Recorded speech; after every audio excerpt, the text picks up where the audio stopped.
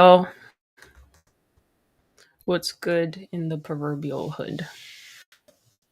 My guys, my ladies, my friends, my guys. So today, got my ginger ale here. It's not Canada Dry, but it'll do.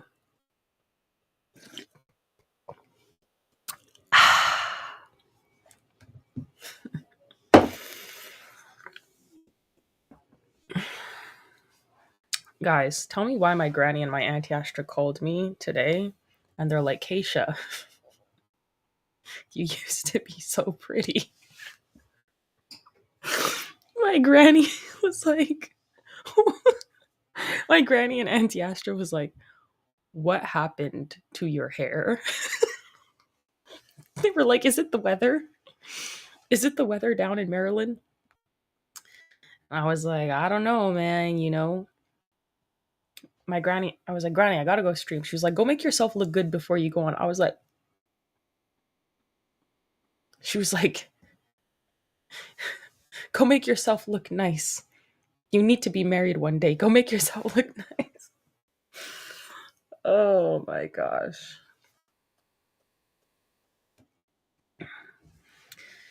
Shout out to grannies and aunties for keeping you on point when you look busted and crusted. So, anyway, today, um, I have for you guys an interesting stream. It is because I am seeing the Jezebel effect in real time. And as I'm saying that right now, like my eyes are even getting watery because it makes me so angry. Like just thinking about it. Um but let me fix this. My computer is like tweaking out. I'm sorry.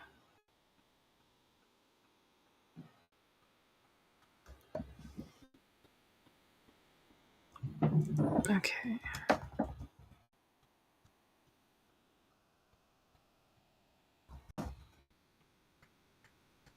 So what does that look like? Well, I'll give you an example, right? So, um come on, bro. It just told me, come on. Come on. Come on.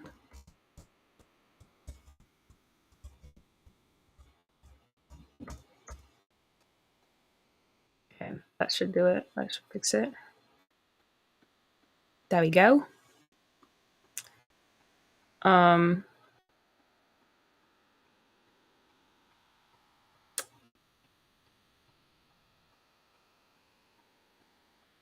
Alrighty then. Okay. Um yeah, so I went to church today and I've been going to churches to kind of like see, like I'm new in the area and I've been going to churches kind of see like, what's the flex? What's the move and what have you, right? And it's kind of frustrating because I can see like why so many things are going sideways.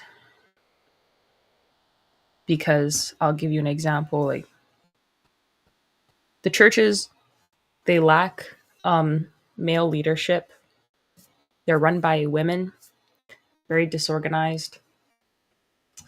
It's very emotional. There's not any spiritual like strength or leadership. Like, so I was at church and this probably seems so stupid to be like this emotional about, but like it speaks to a greater issue, right? This is a bigger issue. we're talking, some people asking me about myself and whatever else. And people go to churches, new churches. They want to know that you can go somewhere and you don't need to feel judged. You can be yourself, and people will appreciate you for who you are and your differing opinion or whatever. But we should strive to follow what the Bible says. And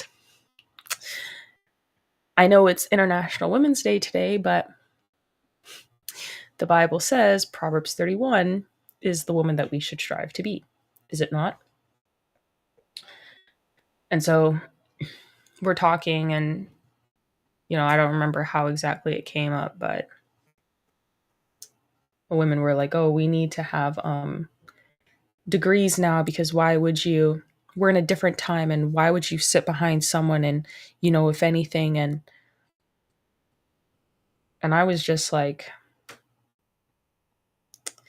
the richest man in the world is Elon Musk, and I don't even think he has like a degree. Someone correct me. Bill Gates, like the money that they've acquired was largely through a lot of hard work. I'm not saying I like Bill Gates. I don't. The fact of the matter stands. And I was like, they were like, women were uneducated before. That's why they were staying home. And these were older women saying this. Women were uneducated before, and that's why they were staying home with their kids, and they had to stay behind a man, and now you need a degree and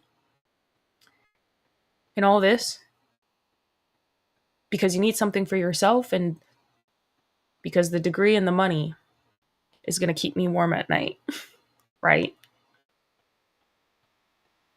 The degree and the money is going to create the circumstances for your success. The degree and the money is going to protect you. The degree and the money is going to lead me to salvation. The degree and the money is going to give me children. The degree and the money is going to help me make a house, a home. The degree and the money is going to make me submissive and respectful and cooperative. The degree and the money is going to make me a good woman. The degree and the money is going to help me to be someone else's peace. That will make someone lay next to me at night and feel like this is home. I want to come back. My pockets will make a man stay.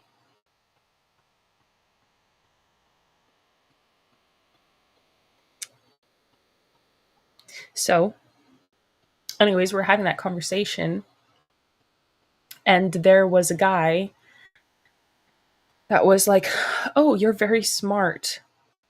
You're right. You're very smart." And I was like, "By the grace of God and my Father alone, thank you, sir."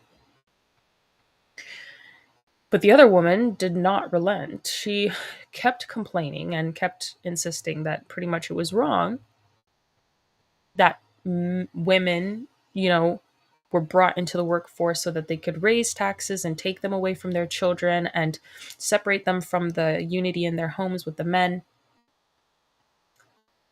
Really, it's treasonous. It's breaking down the family and society, but I didn't even go that far. I didn't really say much at all. And the lady kept going on how that was wrong and the women were uneducated and that's why they did that. And we're different now. We're in a better society now because women are educated because we work so hard now.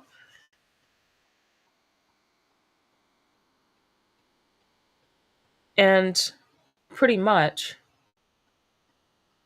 the guy was so tired of her complaining and her going off and her attitude, like, because she got very angry. I was calm the whole time. I was speaking in the same tone of voice the whole time. Like, I didn't even tilt like a little bit. Like, it was just straight, hey, it is what it is, my guy. Like, but he was so frustrated with the way that she was getting on that he was like, you know what, let's just forget it. People have their opinions and things like that, and then he let her get on with it. And the rest of the women at the table also were taking the same position than her, and it's like,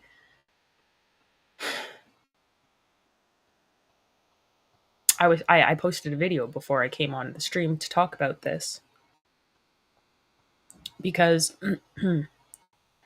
what we're seeing right now is the Jezebel effect in real time, where women who, and one of the things she said, like, oh, so many, how dare they try to take this from us? We've worked so hard for it.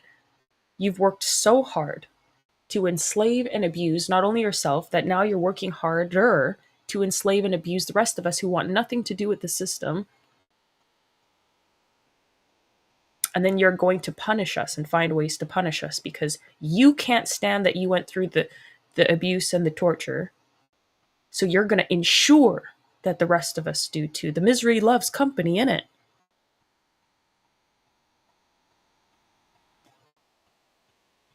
And then the men sit by and they don't say anything because they just want peace. They don't want to deal with the women's attitude, their relentless anger and their scornfulness or whatever. So they just keep their head down.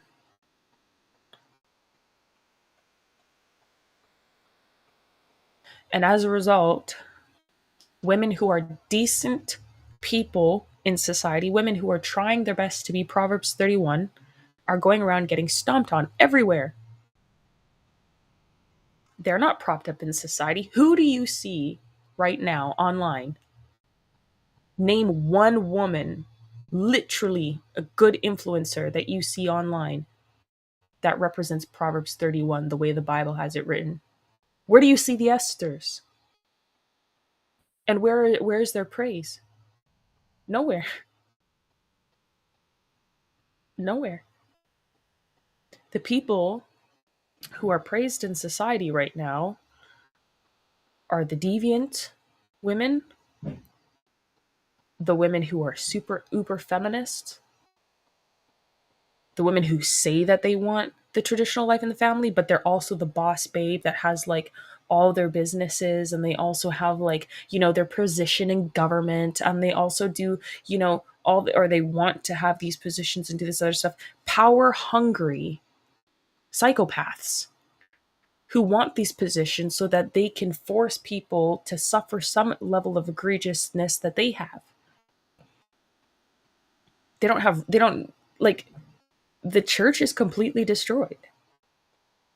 Church, society, men are not leading anywhere. The evil people in society are leading. The evil people are winning. In a lot of ways, they're winning. That's crazy to me. That's so crazy to me. You can say that we're winning. There are some things that we're winning, but we're supposed to be a Christian nation under God. And how can you be that if women cannot even be women in society as a whole? How is it not normal to be women? Like, women.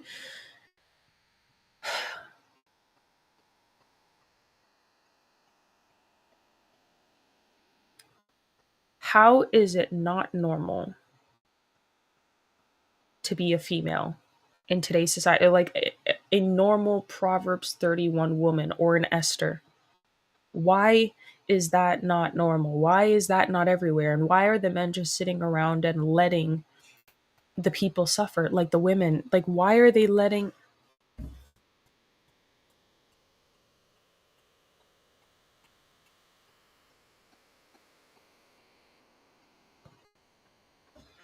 And then I'm a woman and I'm going into these places and I'm watching these things happen in real time, which tells me that the men definitely know what's going on because they create circumstances, and men know preemptively what everything is going to happen. Like when they're watching things play out, like they're watching the board, like they're creating the board, they're watching the board, they're moving the pieces on the board, they're like creating the circumstances for the board. And by the time I see it, like I've seen it because it's played out. The board's played out. Like all of it, everything is like actioned already. Sorry. So I'm like, why did you be comfortable like that? I don't know why. I don't know why men don't want to fix things anymore. You said thanks for speaking on this. No worries. No worries, man. I try to be honest. You said I think Elon Musk has a degree in economics and physics, but generally I'm inclined to agree. It's just a piece of paper. Good afternoon, by the way. Yeah, and Elon spoke about how you literally don't need a degree. Women taking over leadership of my last church is honestly why I left. Yeah. I can't stand it anymore. Like, I can't say, like, someone said happy International Women's Day to me today. And I was like, why did you say that to me? Like, I don't know, like, I got really angry. Like, I didn't take offense to, like, him personally saying it because I knew, like, he wasn't, like, trying to be malicious or anything. Like, he's a nice person. But, like, I was like, why did you say that to me? Like, what? Happy International Women's Day for what? For a society with, just pain and suffering where women are worked to the bone or put in the position where they have to, like, fend for themselves or else in like an egregious manner. They even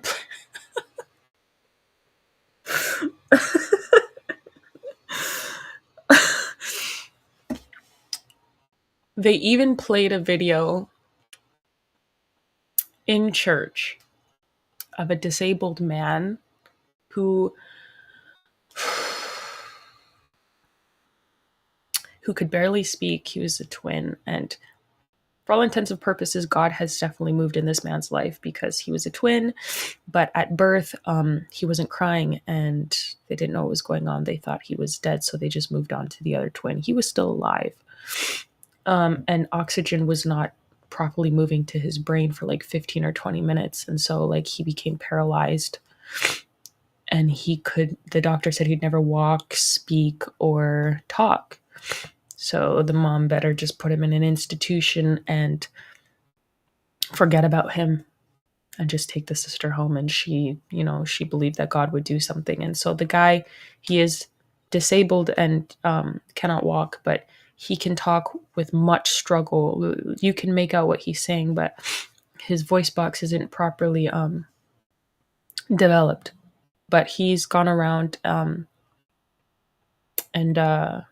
spoken to thousands of people around the world, talking about his testimony because he graduated school with honors. He was exceptionally intelligent, but nobody wanted to teach him how to speak. No one wanted to be patient with him.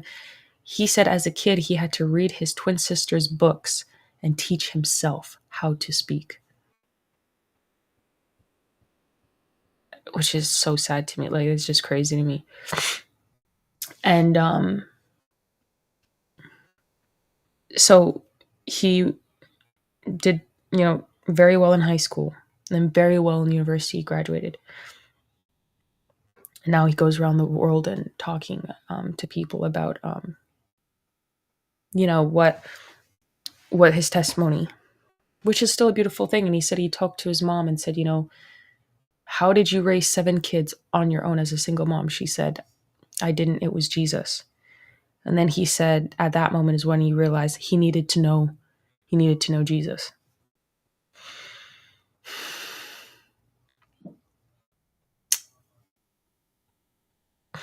And he played that for International Women's Day, I guess, in the church. But didn't make the point, to say that, there was many circumstances laid out there that would have not happened had there been a father or a man that intervened. And I don't even want to get into that. But it's just the fact that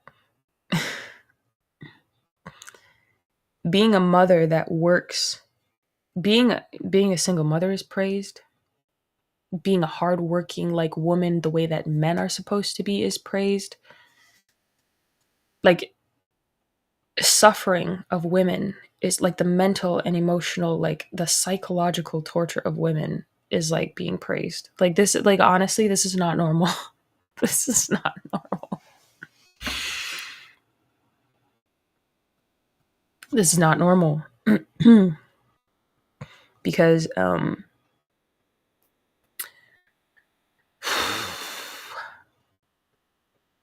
women should not be doing this. Like,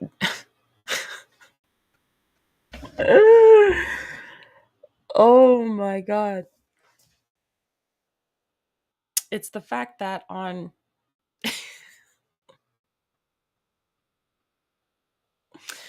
it's the fact that on International Women's Day, the church decided to play a video about the strength of a single mother raising 7 kids. And the greatest of that 7 was the disabled child that she didn't even have the time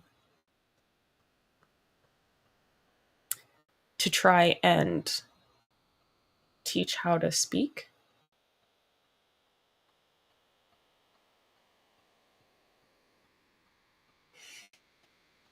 That's Proverbs 31. That's what women have to look up to.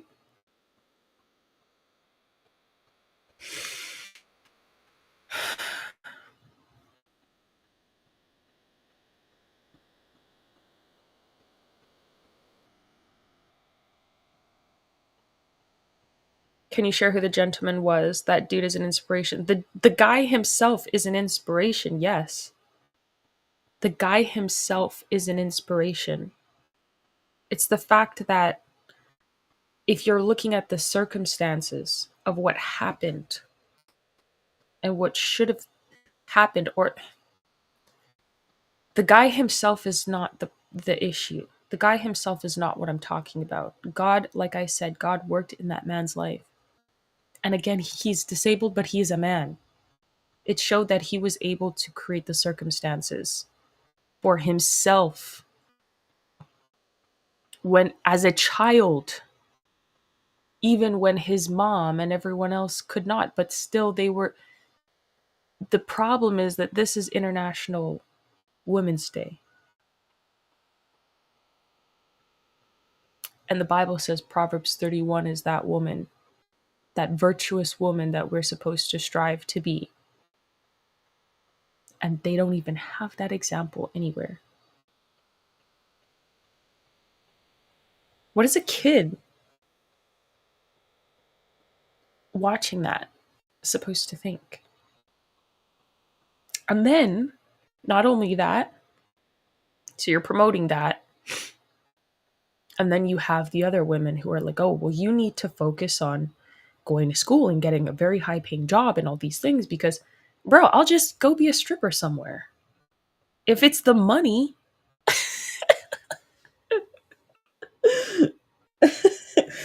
if it's the money that's going to keep a man next to me, why would I have a job where I actually have to, like, you know, why wouldn't you just go become a stripper or a prostitute? I mean, people are doing, that's why so many women have OnlyFans. There is no incentive, like the rules to the game that they're playing are all based on emotions. They're all sporadic. Whereas God is the same yesterday, today, and tomorrow, and He tells us what principles we are supposed to follow. His principles do not change. People do. But for some reason, people are treating God as if, like, He's a woman. And I thank God that He is not. I thank God that He is a man.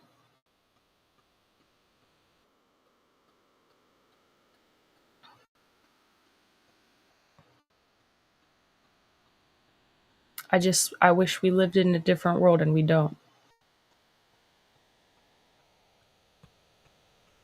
I like said, how come I can't see the comments? I don't know, man. I don't know why you can't see the comments, man. I don't know what to tell you. I'm sorry. To me, I'm frustrated because it's like, why aren't we promoting women There's no way. There's no way. Sorry. I need to fix this.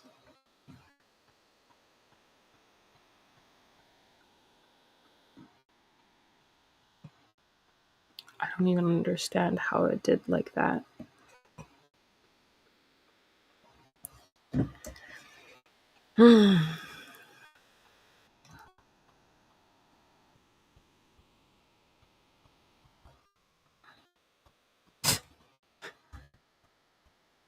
And what's crazy is the guy preaching was like, God can deliver you from like smoking and all this other stuff.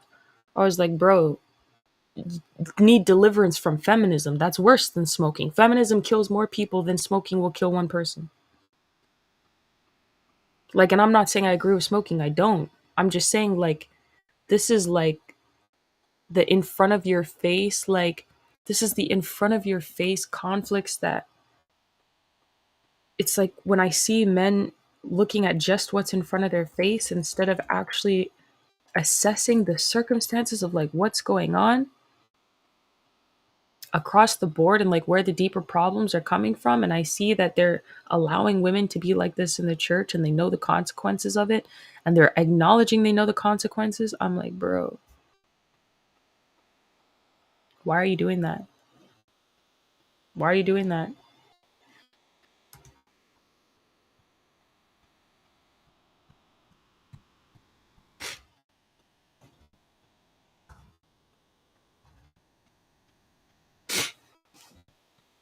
I like America is cooked, bro. Like America, Canada, this is why so many women are gay. Like, and I don't mean to like go off, but like this is why so many women are gay because the men are not leading as men. Women are leading everything and then they're surrounded by the men that are just they'll bend to the will of like whatever the woman wants or whatever. And they're like, nah. Like I'm like that's just not like no. Because if you're gonna act like a woman, I'll just go to a woman who's actually gonna be like easier to deal with in that sense. In that sense. Because obviously like gay couples have like way more domestic violence and stuff like that. I'm not promoting it. I'm just saying like that's their state of mind. An emotional man is more dangerous. Like a man who acts like a woman is more dangerous to a woman. She instinctively knows that because that man can kill her. She has a fair chance with the woman that she goes to date because it's like you're not going to put me on the floor. Like I'm sorry, that's not going to happen with a woman. With a man, you're like, whoa, whoa, whoa, I don't even know what I'm dealing with. I don't know when you're going to pop off. Women understand each other's nature.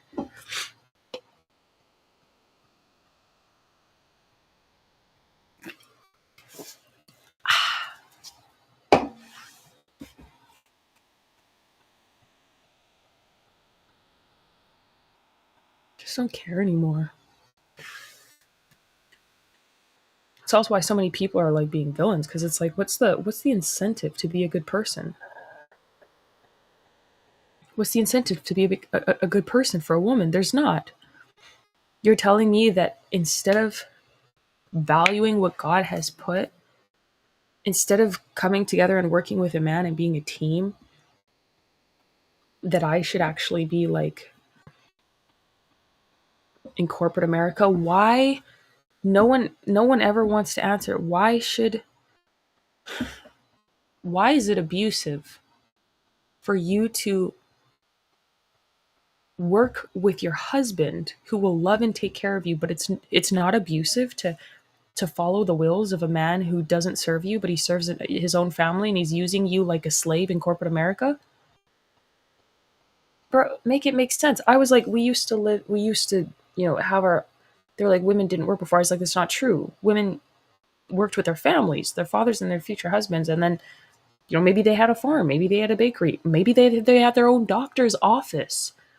Do you know there's a lot of things in a doctor's office that you can do medically under the supervision of a doctor because you're doing it under the supervision of a doctor? Did you know that? Do you have any idea how many private clinics are operating that way, like clinical assistants and things like that are doing a lot of the work that the doctor would go in and like, the information and like even directing certain things, because that's what the that's the system or the program the doctor had set up. So you are allowed to administer it under that same doctor. You'll see that in weight loss clinics and cosmetic clinics and private clinics and things like that. So if your husband was a doctor, I remember, what's his name? He's a funny comedian. He's Indian. Russell, and I'm not talking about Russell Brand. He's an Indian man from India. Well, he's Canadian, but his family's Indian. He's from Brampton. He's brown. Russell something. Russell Peters, maybe? Is that his name? And he said his, I think Indian parents would be like, you don't need to, you don't need to be a doctor. You just need to marry one, you know? Uh,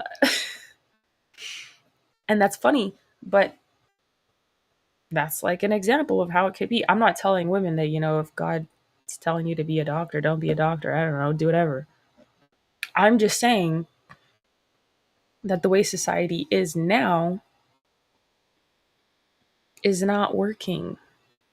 It's not working. A woman's primary focus should be a family. You shouldn't be telling women. International Women's Day should not be about women who are suffering under the tyranny and the boots of tyranny of the system. I do not look up to a single woman in society there's not a single woman in society that I think of and I'm like, oh, you're the epitome of Proverbs 31. You are what I don't, there's not a single woman that I look at and I'm just like, you are remarkable. And I'm sure there's plenty women out there,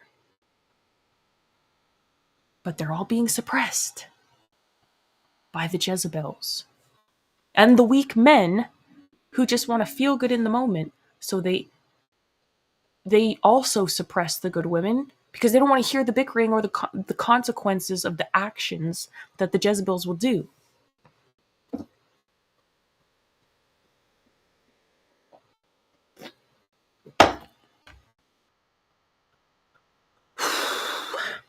If there was ever a time, my mom, it's kind of funny, but it's not funny. I would ask my mom questions sometimes, and my mom was an addict. I don't know, I probably still is. And I would ask her questions sometimes, and she'd be like, Kaysha, you're going to make me use drugs. You're going to make me use crack. And if there was ever a time where that sentence would be relevant for myself, it's probably now. Because every time I go to a church now, and I'm witnessing this stuff, I'm just like, I understand why people use drugs, man, in today's society. It is hard out here to cope. Now, I'm honestly just built differently because I had a father. So I will suffer in my pain and I will feel every ounce of it and I will move forward with nothing but ginger ale.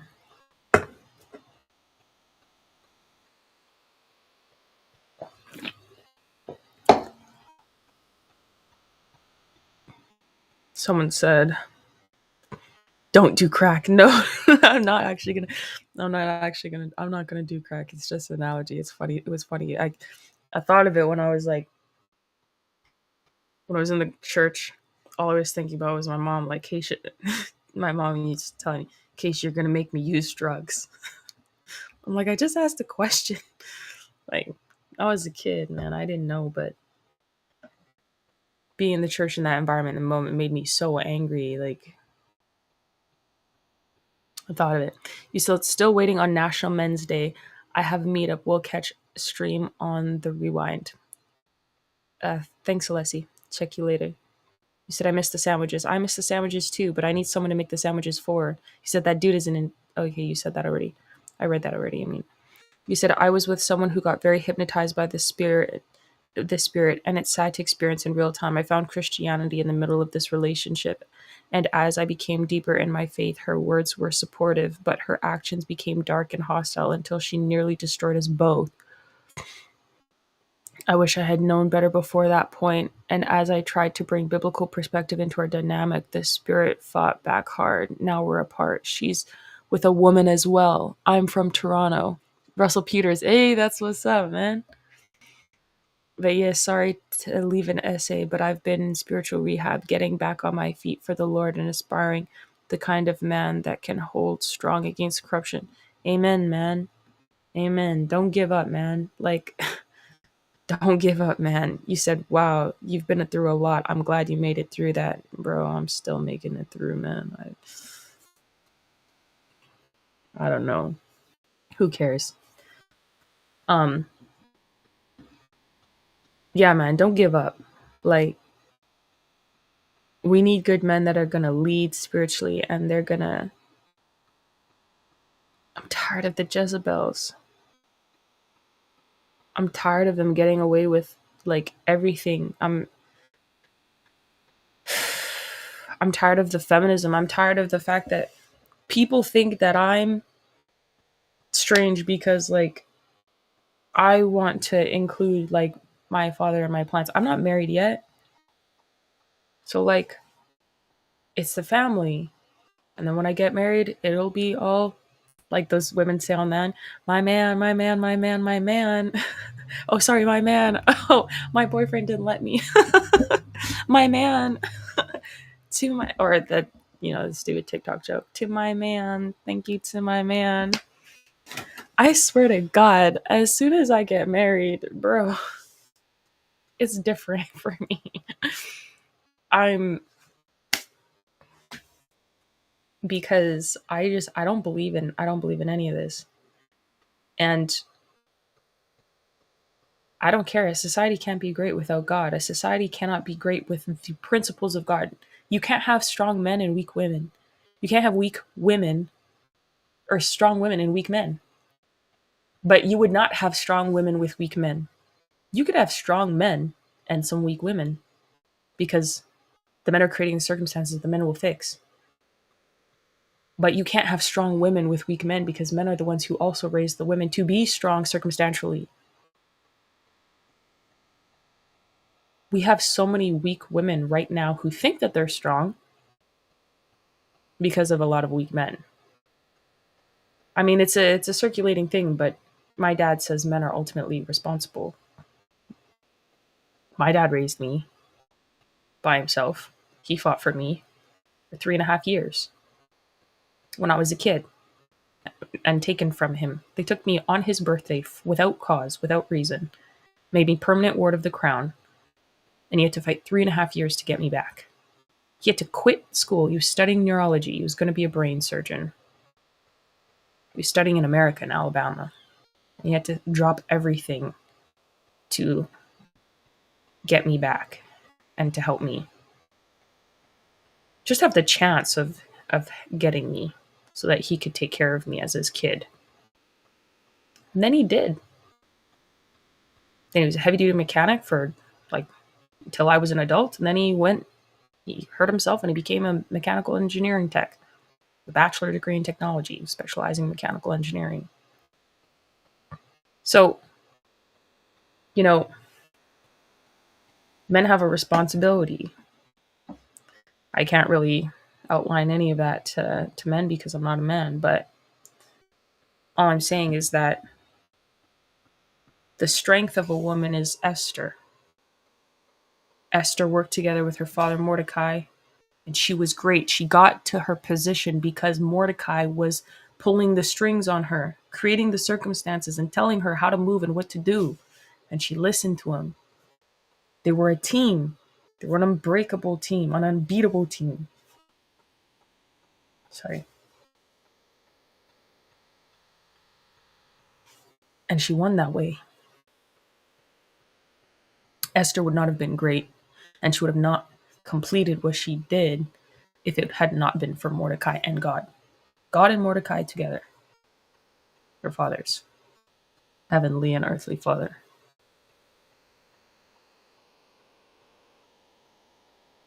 A great woman is one that loves and respects God and her father.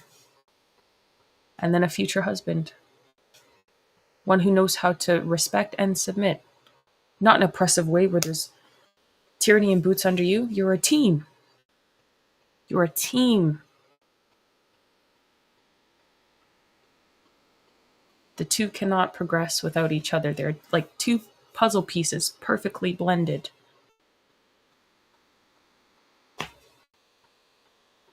Why people don't see that, I don't know.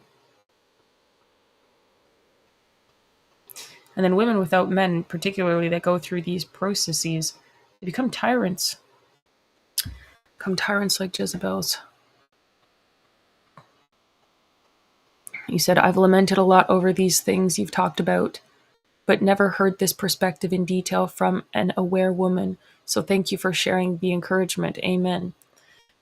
By the grace of God and my Father alone, my friend, quite literally, I'm only aware of these things because my Father raised me to be aware of these things. You said, why haven't you picked a man yet? Kaysha math, correct. First of all, I get boatloads of men requesting to court me, okay? So it's not like... First of all, wait a minute. There's a process that needs to go through. Sure, I might like somebody, but they need to go through the process with my father. They need to be vetted. I need to like them. And, they need to ask my father to court me for marriage. And when that happens, then I will be like a taken person. But that doesn't mean... Anyways, there's a process, and I have to follow the process. Just leave it at that and mind your own business. I am following the process, okay? I am following the process.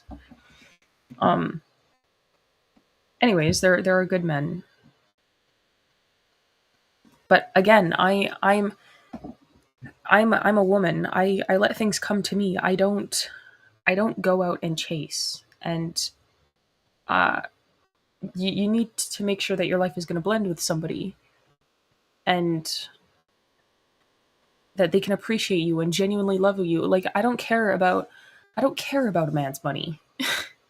Like, the last thing that I could care about on the planet is a man's money. And I'm actually starting to really resent, like, money in general.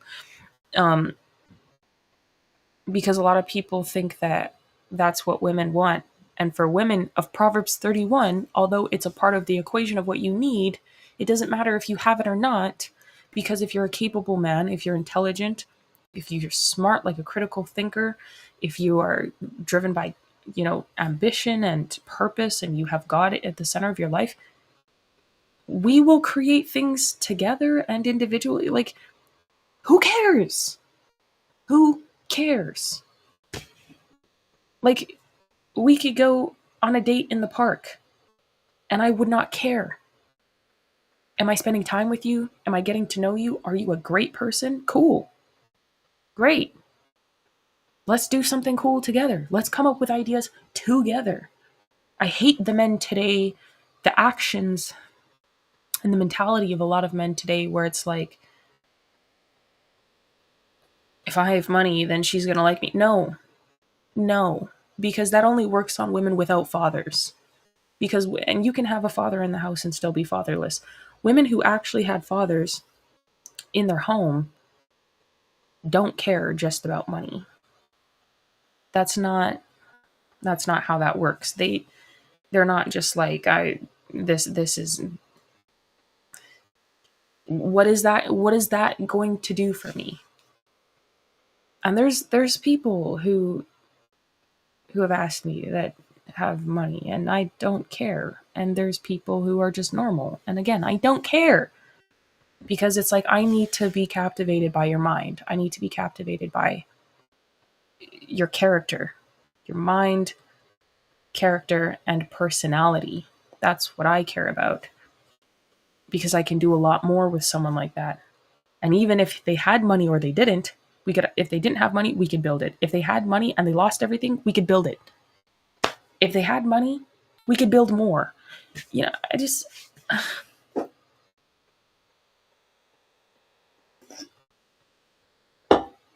men today are so warped because of Jezebels. It's crazy. And they think that women, like, they think women all want one thing. It's like, no, we want someone to genuinely, like, love and appreciate who we are. We want someone who's gonna genuinely like us, like, genuinely, like,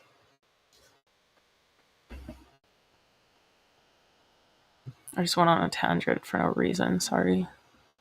Said, hello, I came about 2 minutes ago and I was wondering, in your opinion, can men on the autism spectrum possess qualities of a strong man despite having to train themselves in social cues? I can't tell you if a man can be a man or not. I'm not a man. You can ask my father, though. His X account is DJS Richardson. DJS Richardson. Ask him. I don't know. I don't know how men be men.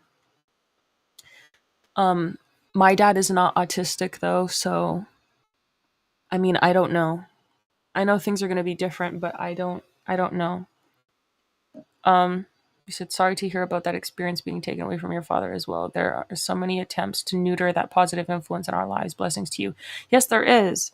It's disgusting. You said, like, the spirit can give anyone an inner strength, but if someone appears to lack strength outwardly, such as struggling financially and socially on the occasion, does that make him less of a man asking for a friend? I don't care about a man's money. I literally do not care about a man's money. I have seen men. First of all, I was raised very comfortable. I will say that first and foremost. I was raised very comfortable because my father worked in the rigs and he always took care of me. Like, I didn't care. And I didn't really want much of anything either. Because I wasn't like a gifts focused person, but my dad also didn't raise me with the mentality of a crackhead gift thirsty person. Like, my father always told me that the thing that someone needs the most is to love God and to be respectful. They just need to be a good character. That's all I care about. I hate money so much. You guys would not believe how much I hate money. I loathe money. And it's not like I have a very personal hatred for money. And it's not because I don't have very much of it. I've always hated money. And I've been, like, I grew up comfortable. Like, I don't care about it. I hate it because the way that our society worships it. Like, and the things that people do and how they become corrupted because of their, their thirst for it. It makes me so enraged. But when it comes to a man, like, I've seen men who are destroyed. There's a lot of good men in the world that are being destroyed financially and taken out. I'm watching this happen to good men. And the average man doesn't have millions and millions of dollars, but they're being destroyed tens of thousands of dollars and hundreds of thousands of dollars in the ground down the toilet because of how people are coming after them. And I'm watching this happen across the board in many different places. I'm seeing this happen, and it's disgusting. Are those men less of men because they now have no money? No, those men are in fact validated as being men because they're being attacked that way. Because the men who I don't trust, I don't really trust men that are, haven't really gone through anything. Because why haven't you gone through anything? Like, are you an agreeable man? Like, do you just agree with everyone and everything all the time? Like, what's going on? I don't know. I don't care if a man has money or not. Obviously, like, it is a factor. right? Like, you have to have something, or like be trying to build something. Like you can't just be there with nothing and not trying to do anything. That's a whole different thing. Like, but if you're trying to do something good, I don't care. I'll help you. Let's do it. Let's do it. I don't care. If I like you, I like you. Like, I don't care. I grew up comfortable. I'm not afraid of being poor. And I've been on and off the street the last 4.5 years, and I've literally slept on the street and been in shelters and things like that. And I'm not saying that that's what someone should strive to. I'm not even saying that you should go out and date someone that's homeless. I'm not even saying that. I'm just saying, like, I know what it's like to live a hard life. I know how to get through situations. I am not afraid of poverty. As a woman, I don't like men that are afraid of poverty, because I'm like, you're weak. If you're so afraid of falling on hard times, it means you don't know how to fix things. My father was fixing things like left, right, and center all the time. Like, I just, I don't understand men who don't think, like, men who just don't think. And I'm not saying that you want bad things to happen. I'm just saying life happens. Life happens to good people. Life happens to good men to destroy them so that they will become bad men. And if I, as a woman, can identify, like, oh, it's like, can identify circumstances in which things are happening and not fault someone for a circumstance that was out of their control, that they're now trying to fix, they're actively trying to mitigate. Why do men, like, but a lot of women today are treacherous. They don't understand loyalty because they don't have good fathers. Yes, this is a soda can. This is ginger ale. I am drinking ginger ale. I don't care.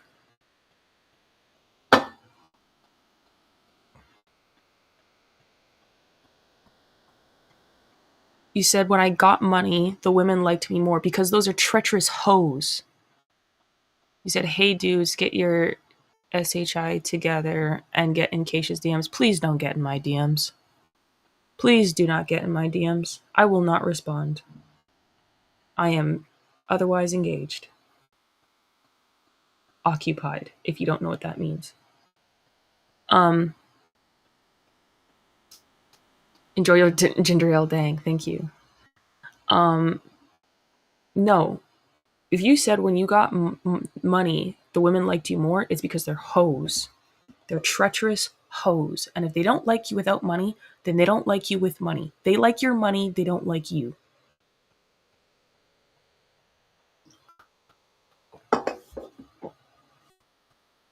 She doesn't like you. She wants your money. She is a treacherous hoe. As soon as someone comes along with more money, she's gone. As soon as you lose your money, she's gone. As soon as she gets up off of your money, she's gone. I don't like money. I like people. I like ideas. I like things. Discussion things. Like painting and things like that. Not things like trinkets and stuff, no. I don't care about bags. Like, I have my strap that I put around. I can keep that on my person. And I know if anything goes down, I'm not losing anything because it's on my person. If I have a purse, man, if anything goes down, it's gone. I've lost my entire self. I mean, a purse for what? To look cute in a society where we're living in war. Right. Okay.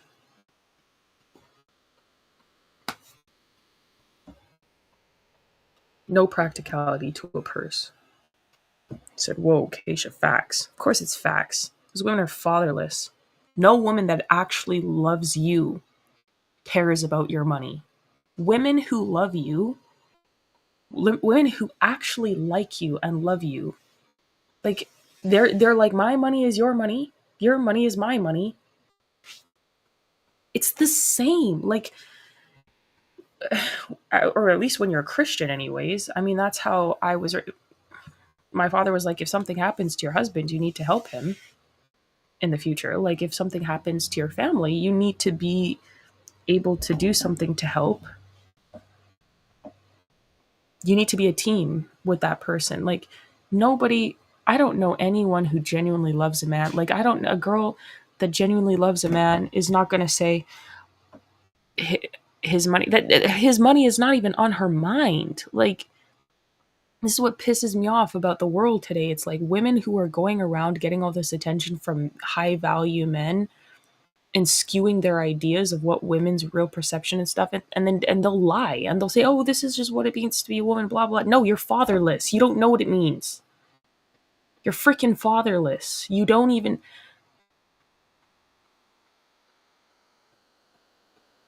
Women today are retarded. They're retarded and treacherous. Men are supposed to be providers, but that doesn't mean they're supposed to be Father Christmas and just like there to be bled dry of money. Women understand when they're married to a man, like what he has, he will share with her. Why does she need all this extra stuff? For example, if I was married to a guy, like why would I buy a car? I would just drive with him. Like why would I want him to buy me a car? Unless I, like if I already had a car, you know, like a lot of people, they get married, they have cars. Like why would I be like, oh, buy me all these cars or buy me all these bags or buy me all this hair stuff? Like, and I'm not saying that men cannot spoil their wives. They can spoil their wives however they want to spoil their wives. I'm just saying a woman doesn't want money from a man when she loves him. She wants his time. She wants his energy. She wants his affirmation. She wants to hear him say, I'm so proud of you. I'm so proud of who you are. And I'm so happy to know you. And I'm happy to be with you. You make me so at peace. I feel so at home with you. And she wants endless love and affection from him. She wants to know that, like, she's the only man, she's the only woman, the only woman that he desires. Money is not like, how is money going to fulfill any of those things? It doesn't. It doesn't. Money is not a love language for women. That is not like, oh, that's just my love language is gifts. No, your love language is whoredom. Find a corner or a brothel. You said, bruh, I don't understand random men who try to slide into a woman's DMs with no prior connection. Quality women ain't gonna just talk to anybody in that way. No, they're not. But if someone did slide into the DM that seemed like a decent person, she might be reciprocal if he talked to her father and her father said that he was a decent guy. Like I said, going through the proper courtship process of dating and stuff like that. You said my last couple of exes didn't work out solely because 1, we lived 2+ states apart. 2, it wasn't the right time. I trust God's timing for the one. What I need more faith in is the strength he's given me to be a provider. Okay. If you ever want advice on like the female perspective, man, hit me up. I do life coaching for that kind of stuff. You said take notes, effers. Lol, you're so funny. No, it's, yeah, if you ever want the YouTube guy, Rope, that's so funny. If you ever want advice, I do consultations. But honestly, if long distance doesn't work, it's because the person just is not a person who sees the value in being with you in long distance. Like, if someone is valuable, then long distance shouldn't be an issue, because you should be able to stop and think to yourself, like, what is the chances, what is the possibility that I will come across someone like this in my vicinity? If it's a yes, with the same value or more value, okay, well then, and what are your chances of actually obtaining that person? Because clearly you haven't so far. So then if the answer is yes, it's like, okay, maybe the answer is yes, but then what is the probability that you will actually obtain that person? A low probability. Women do not think about like relationships in a mathematical manner, and they should, really, because it's like then they would be more willing to date in the city over or the state over. And then a lot of it comes down to the fact that women are not willing to take the risk because they want the control. They feel like if someone is right next to them, then they'll have more control of understanding, which is a failure in their own thinking because that's not true. That's not true. Men create circumstances, and they don't see that sometimes. And the men can see what they're doing, but they just pretend that they don't, and then they just still get what they want, and it is what it is. But if a guy reached out via DM and he went through the proper courtship process because he saw like some of the stuff she was doing online, maybe he was like, oh, I actually, I'm interested in you after seeing like some of your stuff, whatever. I don't know what he would say to her. And she was like, hey, talk to my dad. Then, like, if her dad approved of them getting to know each other, then who cares? Like, people meet through, interesting means these days, and you can't say everything is the same because people just don't get out and socialize the way they used to. They used to have whole events, traditionally, whole events where people could actually meet at a young age, like 18, 19, 20 onwards, for them to meet suitors. We don't have those anymore. We don't have those balls and stuff anymore. It's like if you gotta slide in someone's DMs, do it. Don't slide in mine though. I'm not gonna answer. I'm not even gonna lie to you. Don't slide in mine. Might even close my DMs. I'm not even gonna lie. Nothing more stressful than opening my DMs. People are not even weird. They don't even send me weird stuff. It's just like I open it, I'm just like, bro, I didn't want to like. I'll look at it and I'll feel obligated to answer, and then I won't. I'll just close it, and then I'll feel anxious that I didn't answer because it's just like so many messages. And I'll think that I have an important message, and I'll go back and I'll open it, and then I'll see the same bunch of unimportant messages, and I'm like, bro. I'm probably just going to delete all social media. I'm not even going to lie to you. Like, I straight up delete them. I don't know if I'll delete the apps or just completely deactivate it, but whatever. You said if both people are truly in love, the distance will not break the relationship. Exactly. Because if I see value in somebody, I don't care if you lived in Timbuktu. I will come to you if I need to come to you. You can come to me, like, we can visit. I don't know, like, I'm finding a way. Like, if I see value in who you are, like, and that we can build a life together and we can have a life together, like, sir, take me wherever you want us to go. Long distance relationships end because one of them or both of them weren't really in love. Yeah, exactly. That's the point. Because if you really saw the value in that person, you would not let them go. And I'm not talking about like being a simp or whatever. I'm just saying that a person who is actually in love is not gonna miss an opportunity with. Why is my hair? Ah, a person who's actually in love is not gonna miss out on an opportunity with a decent person.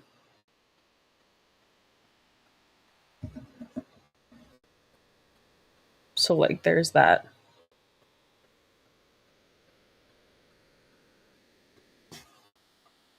No, no, it's so hard doing this in a camera instead of a mirror. My granny might be right. I might have to find something else. Shout out to my granny for that. And honestly, there's such little amount of people these days that match the value in what you believe and like what you're doing, that I don't see Like I went to church today and people were putting masks on their kids. Like people were believing feminism and all sorts of other stuff. The church was corrupted. I was like, I'm not going to find someone in there. Not that I'm looking. I'm not even looking, but I thought about it. I was like, if I was a young woman that was going into a church environment seeking for younger people that I can connect with, whether it be friends, romantic or otherwise, I wouldn't find any of it there. There's no fulfillment there whatsoever. And then on top of it, not only is it that, but because of what they believe, they're also trying to stomp on the people who do believe good things. And that's so annoying. But I'm a very decisive person. Once once I sorry. Sorry. I was raised by a father who was very decisive. We'd go into the store, say this is a shirt, a black shirt that he saw. Didn't matter if it was Walmart or Nike or whatever. He's like, looks good, grab it, let's go.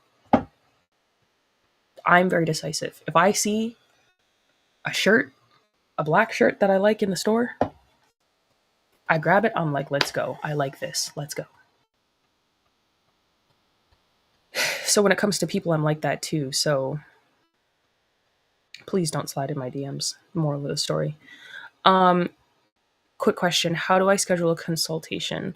You can actually DM me on, okay, I guess I'm now telling you guys to slide in my DMs. You can DM me on X, on either the Karis Project, or I'll type it. Karis Project on X, or my personal account. Sometimes people can't message me, so the Karis Project is more open. On X or Instagram. Yeah. I don't know if that came through on the YouTube.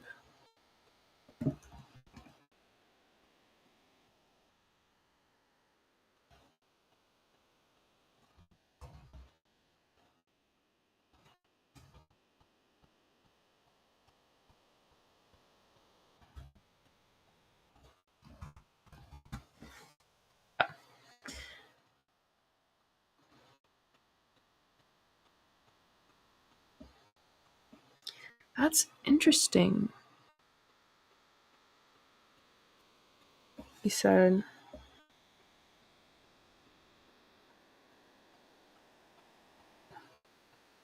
also distance makes the heart yearn. You said, I don't see sandwiches, videos, / pits on my timeline anymore. I'm going to be doing vlogs. I don't want to post on my timeline very much anymore. I'm going to be doing K-logs.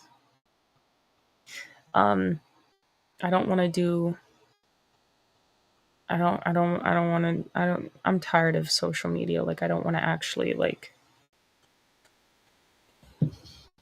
don't really want to be posting pictures and videos very much. I know I posted some videos today singing at church. Just silly kind of. But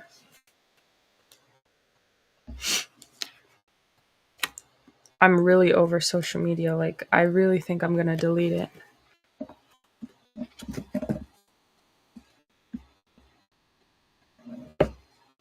Maybe I'll put in the vlogs or something maybe I'll put in the vlogs like me making a sandwich. I don't know. Got it. Thanks. I just don't see the point in it. It's very unsatisfying. It's very unsatisfying or unfulfilling. Like there's nothing positive about it really.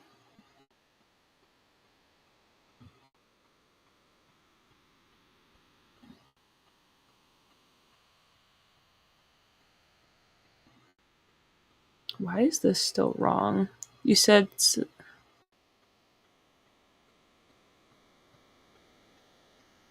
Get the likes up, people is so funny. Be the example, Kaysha.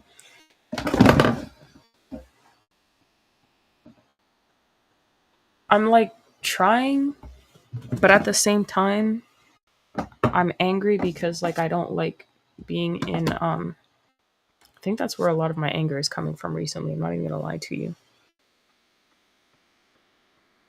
Because I don't want to have to be the one.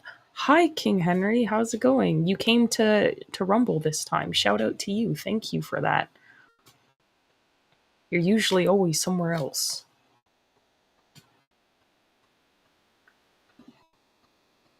So thanks. I'll be looking forward to it. The sandwiches.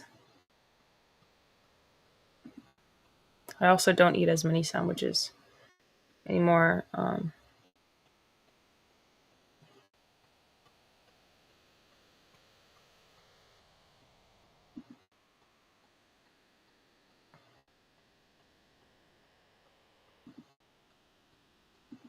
Smiles to you too, King Henry. Why are you so positive all the time? I'm not even gonna lie. Like, it's nice sometimes, and then sometimes I'm like, why are you always like, how are you always saying smiles or like happiness? Like that level, that like that's confusing to me. Anyways,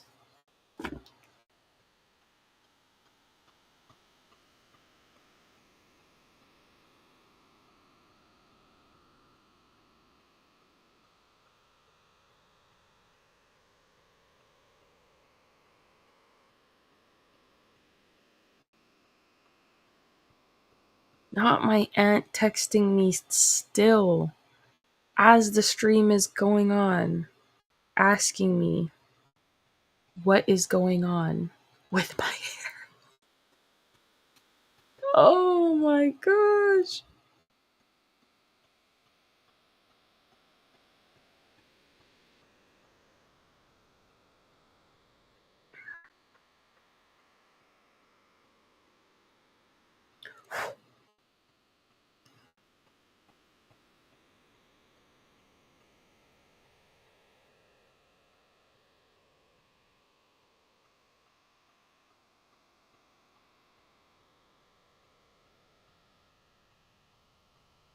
Okay, I'll read something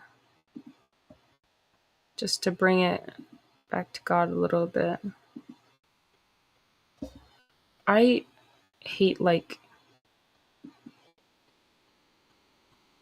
I hate all my daily interactions, like I said earlier, work and school and everything, and um church, everything is like run by feminism and Jezebels, and it's like insufferable. Anyway, one sec.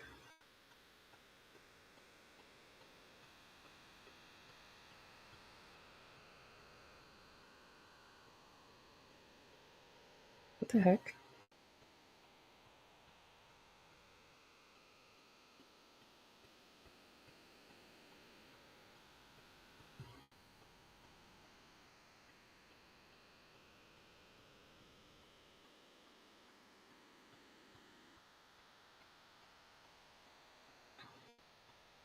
Even if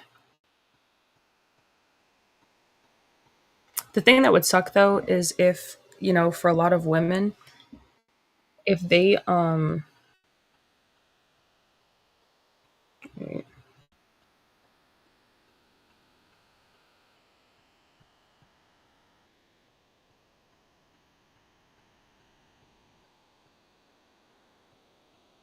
lot of women, like if they deleted social media, they wouldn't really have access to like people who are like if they did that before, like, you know,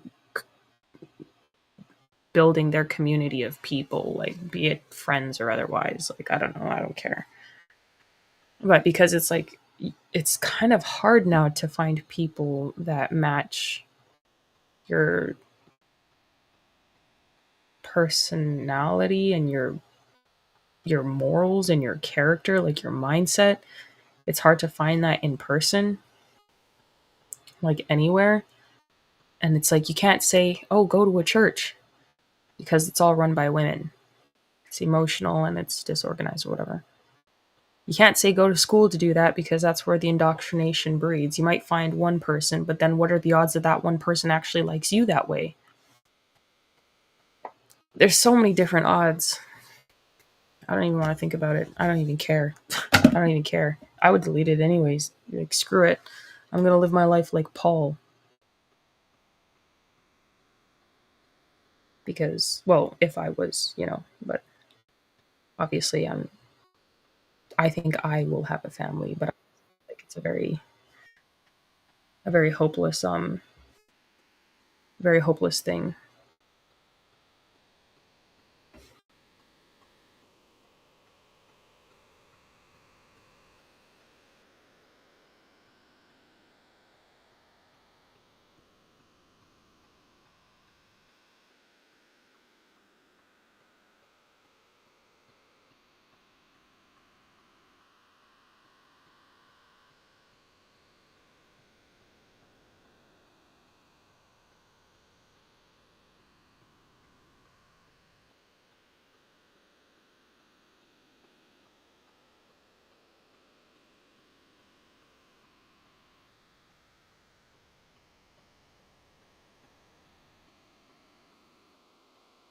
What the hell?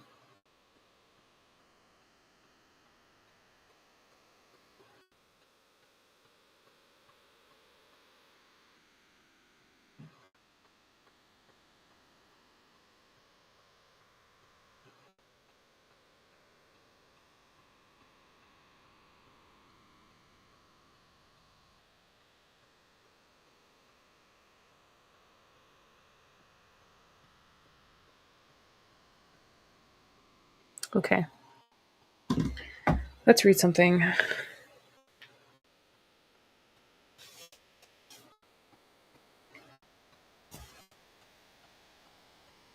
Anyway.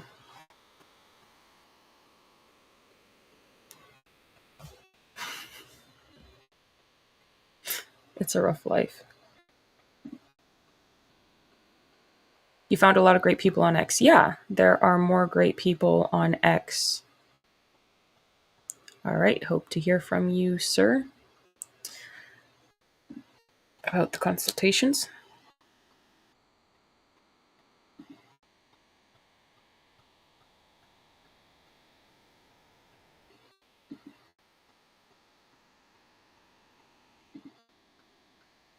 Okay, I'm going to read a little bit. I think I'm on 19 of Isaiah. Yeah, I'll just read a little bit.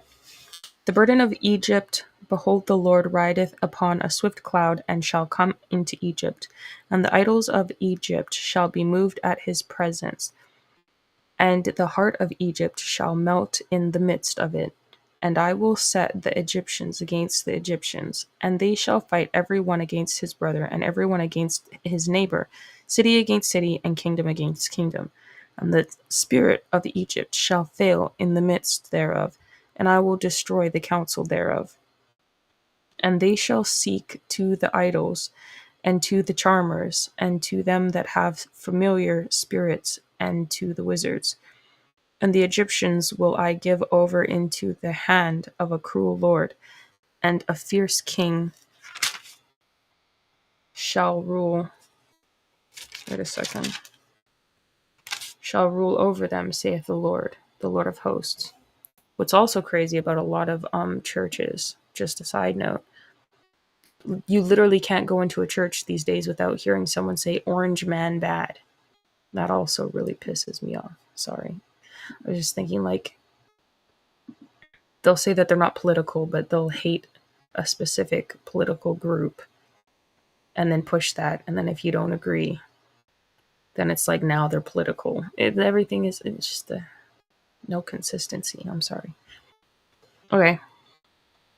And the water shall fail from the sea, and the river shall be wasted and dried up, And they shall turn the rivers far away, and the brooks of defense shall be emptied and dried up.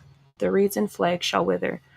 The paper reeds by the brooks, by the mouth of the brooks, and everything sown by the brooks shall wither, be driven away, and be no more. The fishers also shall mourn, and all they that cast ingle into the brooks shall lament, and they that spread nets upon the water shall languish. Moreover, they that work in fine flax, and they that weave networks, shall be confounded, and they shall be broken in the purposes thereof, and all that make sluices and ponds for fish. What's sluices? Surely I'm not saying that right. What is sluices? Sluices? Sluices? Sluices? Sluice? Sluice. Sluice. An artificial channel for conducting water, with a valve or gate to regulate the flow. Sluice. Sluice. Oh, sluice. A valve or gate used in such a channel, a floodgate. A body of water impounded behind a floodgate. Okay? Alrighty then. Huh.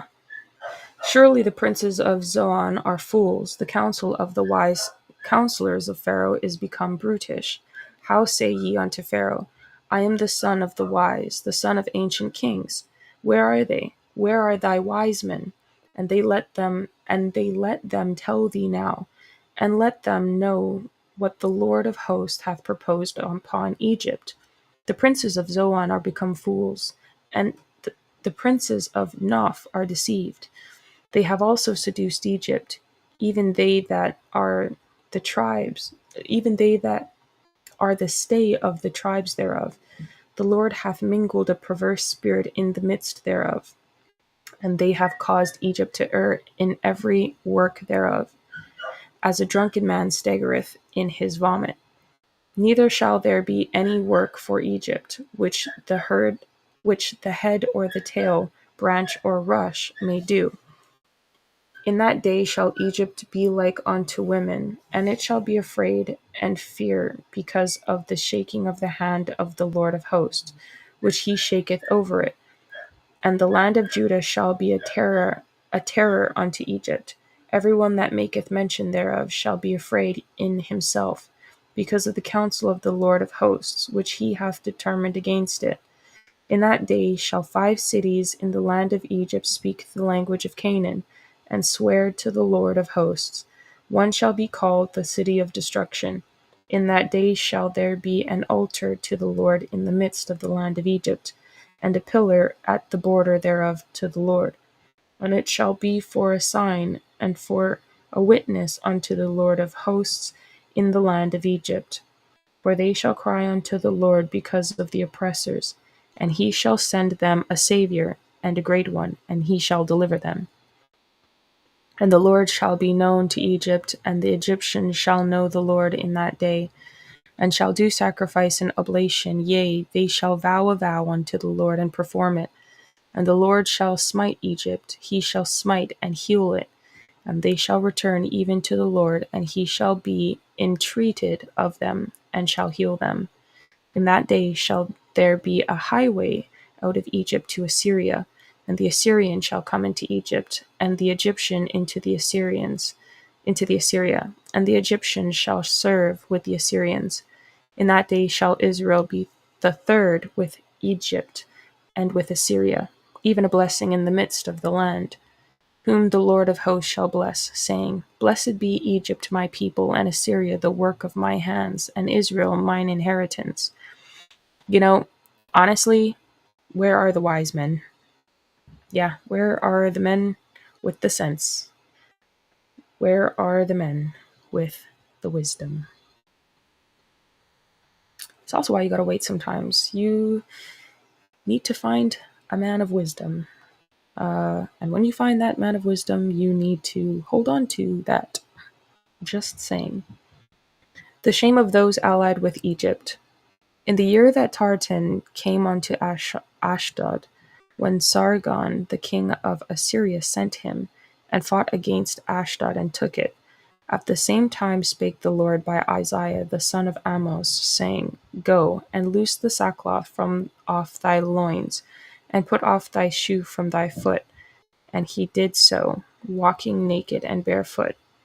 And the Lord said, Like as my servant Isaiah hath walked naked and barefoot 3 years for a sign and wonder upon Egypt and upon Ethiopia, so shall the king of Assyria lead away the Egyptians prisoners and the Ethiopians captive, young and old, naked and barefoot, even with their buttocks uncovered, to the shame of Egypt. And they shall be afraid and ashamed of Ethiopia, their expectation, and of Egypt, their glory. And the inhabitant of this isle shall say in that day, Behold, such is our expectation, whither we flee for help to be delivered from the king of Assyria, and how shall we escape? The fall of Babylon. The burden of the desert of the sea, as whirlwinds in the south pass through, so it cometh from the desert, from a terrible land. A grievous vision is declared unto me. The treacherous dealer dealeth treacherously, and the spoiler spoileth. Go up, O Elam. Besiege, O Media. All the sighing thereof have I made to cease. Therefore are my loins filled with pain, pangs have taken hold upon me, as the pangs of a woman that travaileth. I was bowed down at the hearing of it. I was dismayed at the seeing of it. My heart panted, fearfulness affrighted me. The night of my pleasure hath he turned into fear unto me. Prepare the table which in the watchtower. Prepare the table, watch in the watchtower. Eat, drink, arise, ye princes, and anoint the shield. For thus hath the Lord said unto me, Go set a watchman, let him declare what he seeth. And he saw a chariot with a couple of horsemen, a chariot of asses, and a chariot of camels. And he hearkened diligently with much heed. And he cried, A lion, my lord, I stand continually upon the watchtower in the daytime, and I am set in my ward whole nights. And behold, here cometh a chariot of men with a couple of horsemen. And he answered and said, Babylon is fallen, and all the graven images of her gods he hath broken unto the ground. O my threshing, and the corn of my floor, that which I have heard of the Lord of hosts, the God of Israel, have I declared unto you. Someone calling from Seir, S-E-I-R, Seir. I feel like Seir is S-I-E-R. Seir. The burden of Duma, he calleth me out of Seir. Watchman, what of the night? Watchman, what of the night? The watchman said, The morning cometh, and also the night. If ye will inquire, inquire ye, return, come. Arabia will be punished. The burden upon Arabia. In the forest in Arabia shall ye lodge, O ye travelling companies of Dedanim. The inhabitants of the land of Tema brought water to him that was thirsty. They prevented with their bread him that fled. For they fled from the swords, from the drawn sword, and from the bent bow, and from the grievousness of war. For thus hath the Lord said unto me, Within a year, according to the years of an hireling, and all the glory of Kedar shall fail, and the residue of the number of archers, the mighty men of the children of Kedar, shall be diminished, for the Lord God of Israel hath spoken it. It's empty. Not me wanting more poison. Let me get...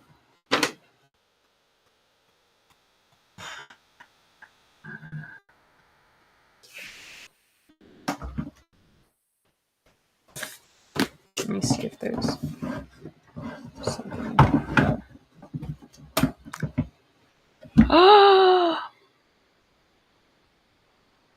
Not me. Yeah, I dropped a bunch of stuff there, by the way. Wait a second.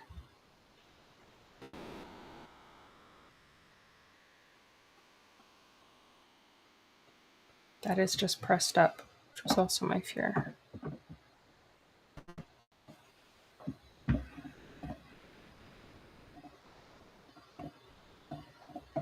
You try to avoid one thing and cause a whole nother problem.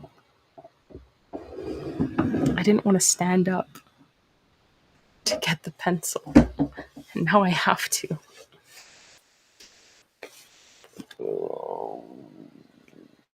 Okay, wait.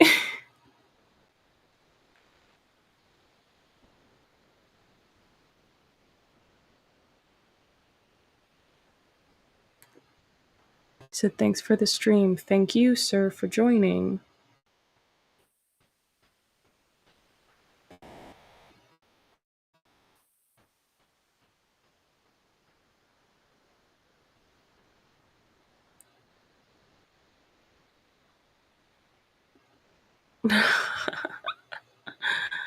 Bro, what in the world? Okay.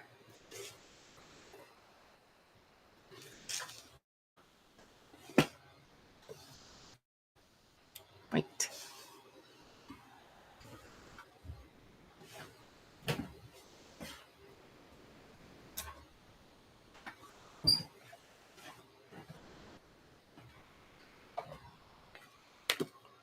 I don't like, yeah.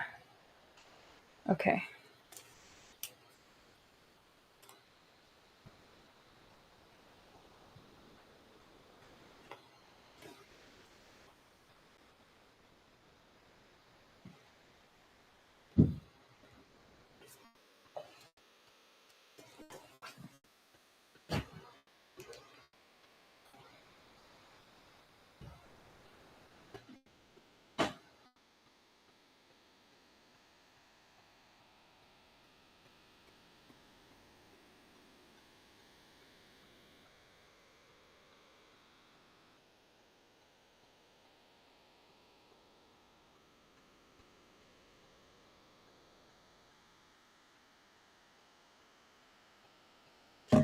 Okay, I'll read.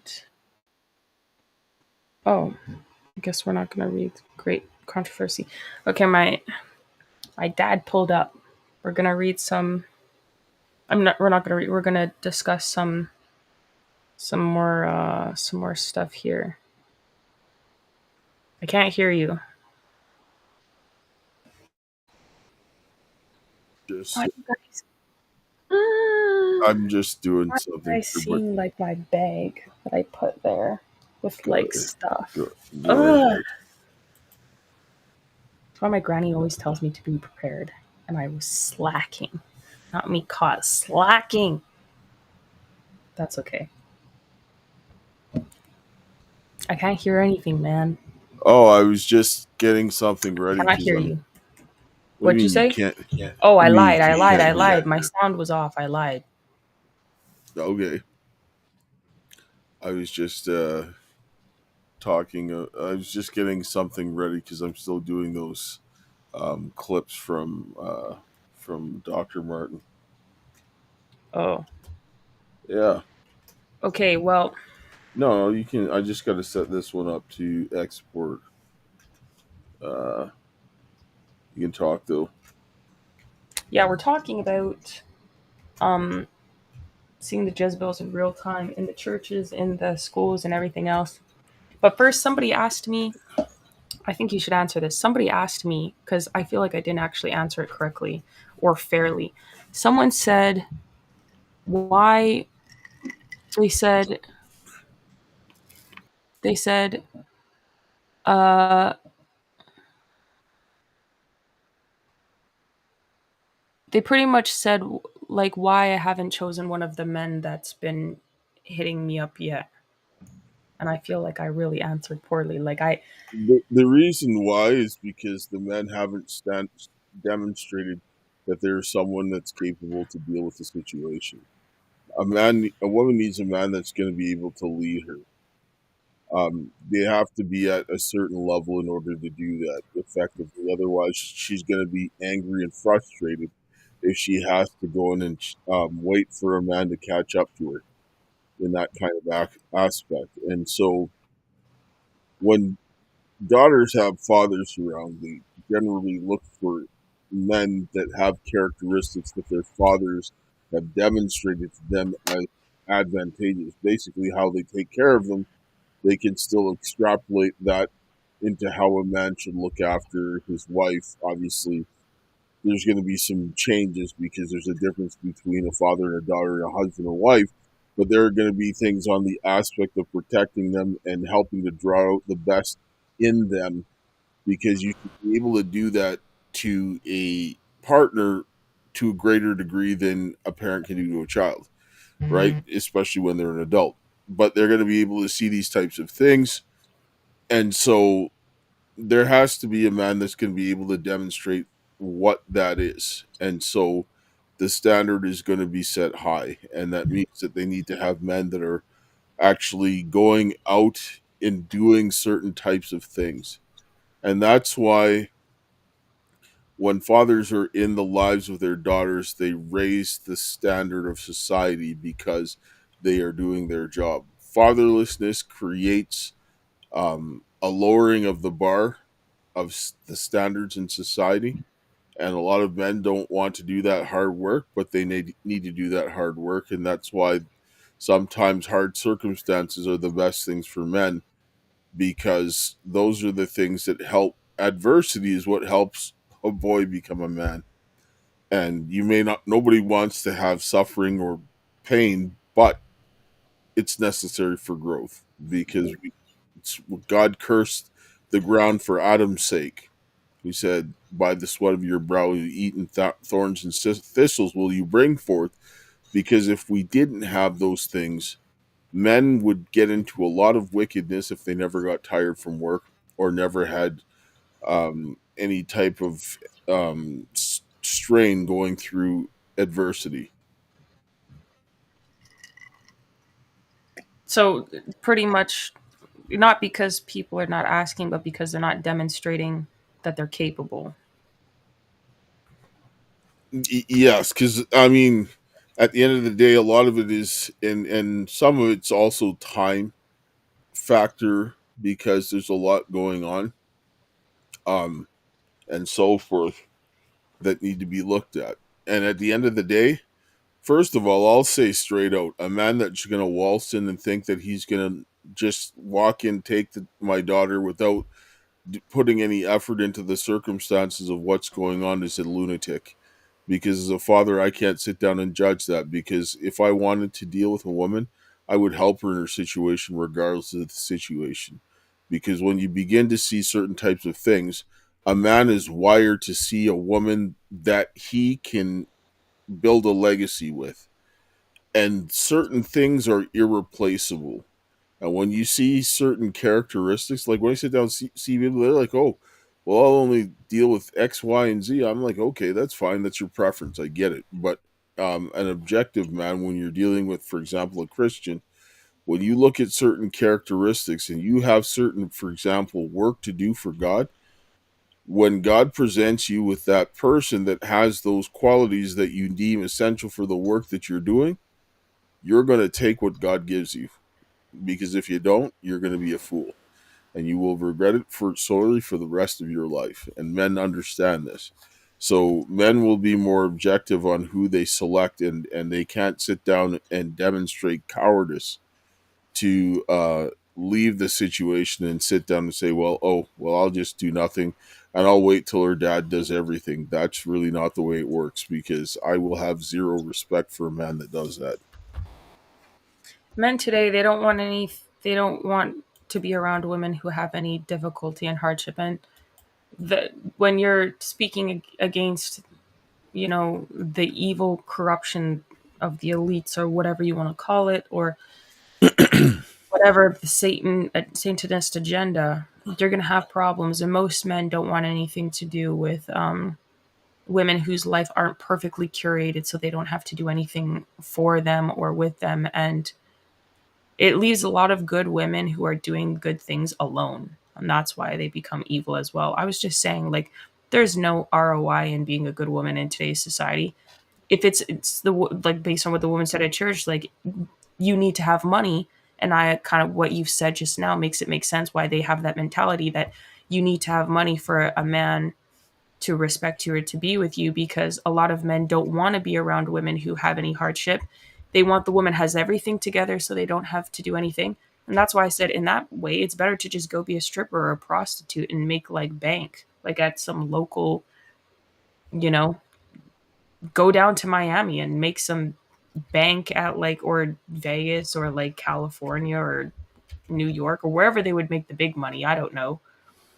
I really don't know, but I'm assuming the major cities in the U.S. Maybe that could be wrong. I It, don't know. The I fact it's easier, it's better in that way for a woman to just go out and prostitute herself or be a hoe, and that's why all of them like a stripper. That's why all of them are going to OnlyFans or whatever. that Men do not care about women anymore. They don't want. They think that all women are replaceable, and I don't believe that. I don't believe even all men are replaceable, because even if you replace a good man, you might not get the same quality of man. with what people are looking for, yes, they are replaceable. That's because they're looking for the wrong things. Well, I'm Not talking about saying. the right things.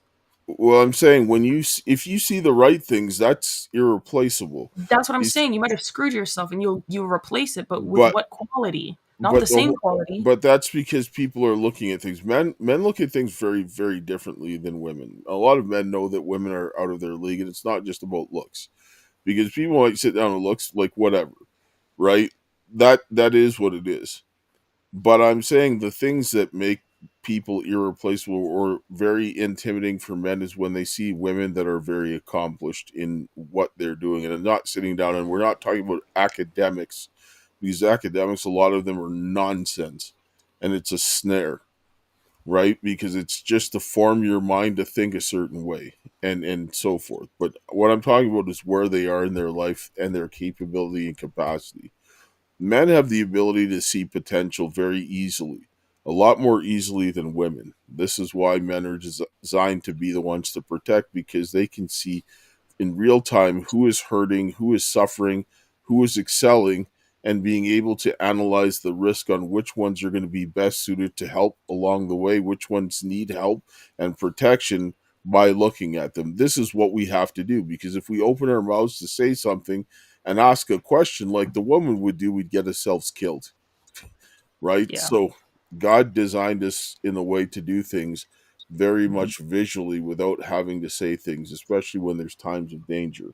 And so when men see this, some of them will realize that they're not at a point to contend with a woman and of that stature or that There, ability, and then they will be then they'll have problems. Men that are trying to bring you down to their level are men that know full well that they're not in any position to deal with you.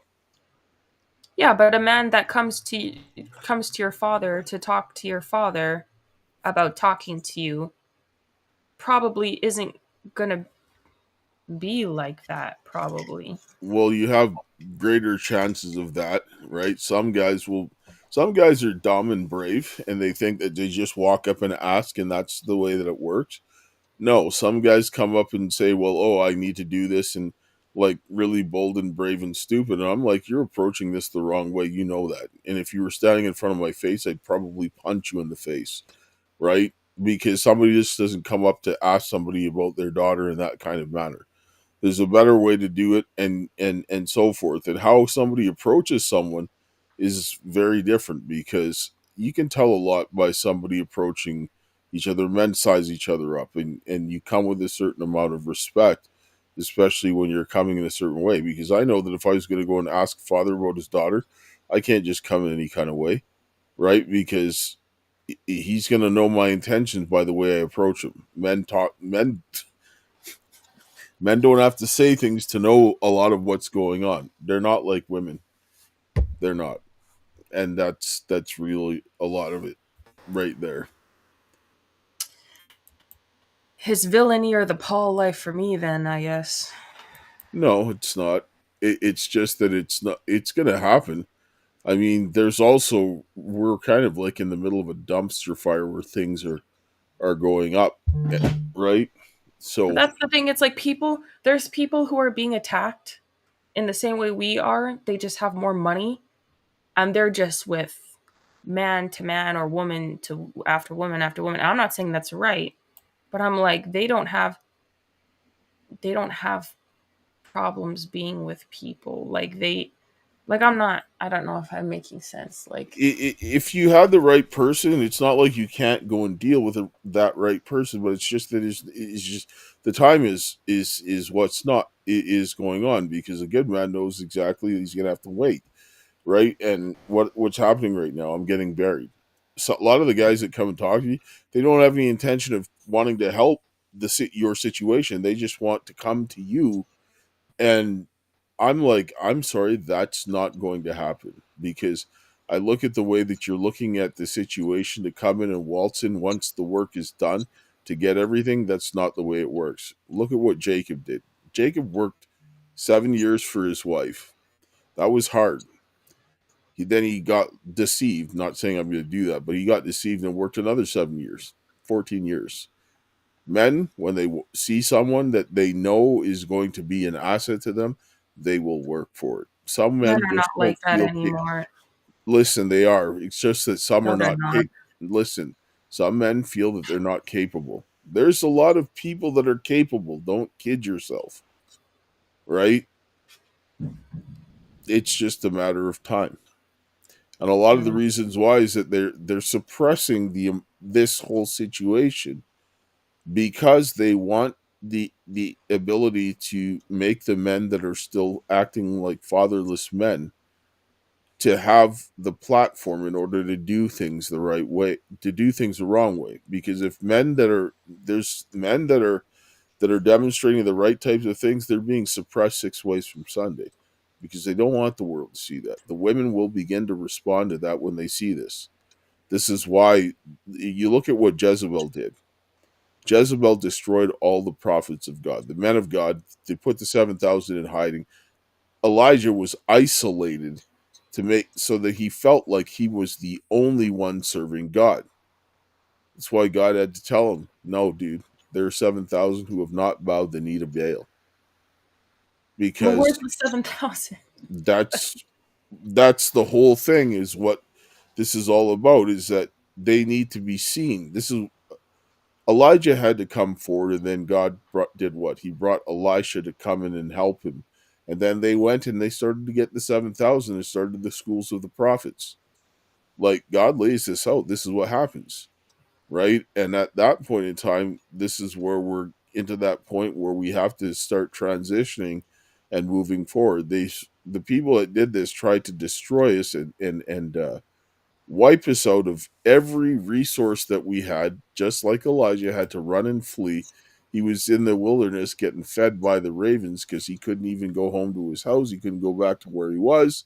And he had to just take food from, like, ravens are not nice birds either. They're nasty. And so he had to take food from a scavenger, but they brought him bread, right? Like, he couldn't eat a raven. That was unclean. But those same unclean birds were bringing him food to sustain him.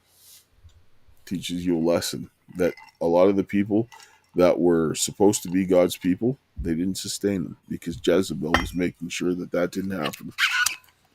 And then they were hunting him down. And this is what ends up happening.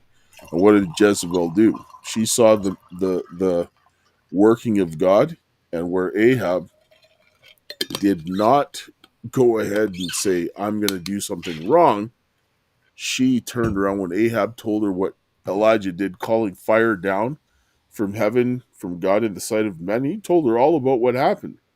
That the prophets of Baal couldn't do it. They were cutting themselves all day and nothing could happen. Elijah was mocking them. Elijah dumped water on the sacrifice 3 times, drenched it. Then fire came down from heaven when he prayed and burnt the whole thing up, dried up the water, everything. That Okay, is but the power of God. And what did Jezebel do? I'm going to kill him, even though God said, This is my servant. Okay, but the way that we're getting attacked, if there's still the 7,000, they're getting attacked and demolished the same way. So say a nice guy came along, because earlier someone was like, oh, well, what about money? And if he didn't have anything, asking for a friend. So what if he's doing the work like us, but he's been destroyed like us?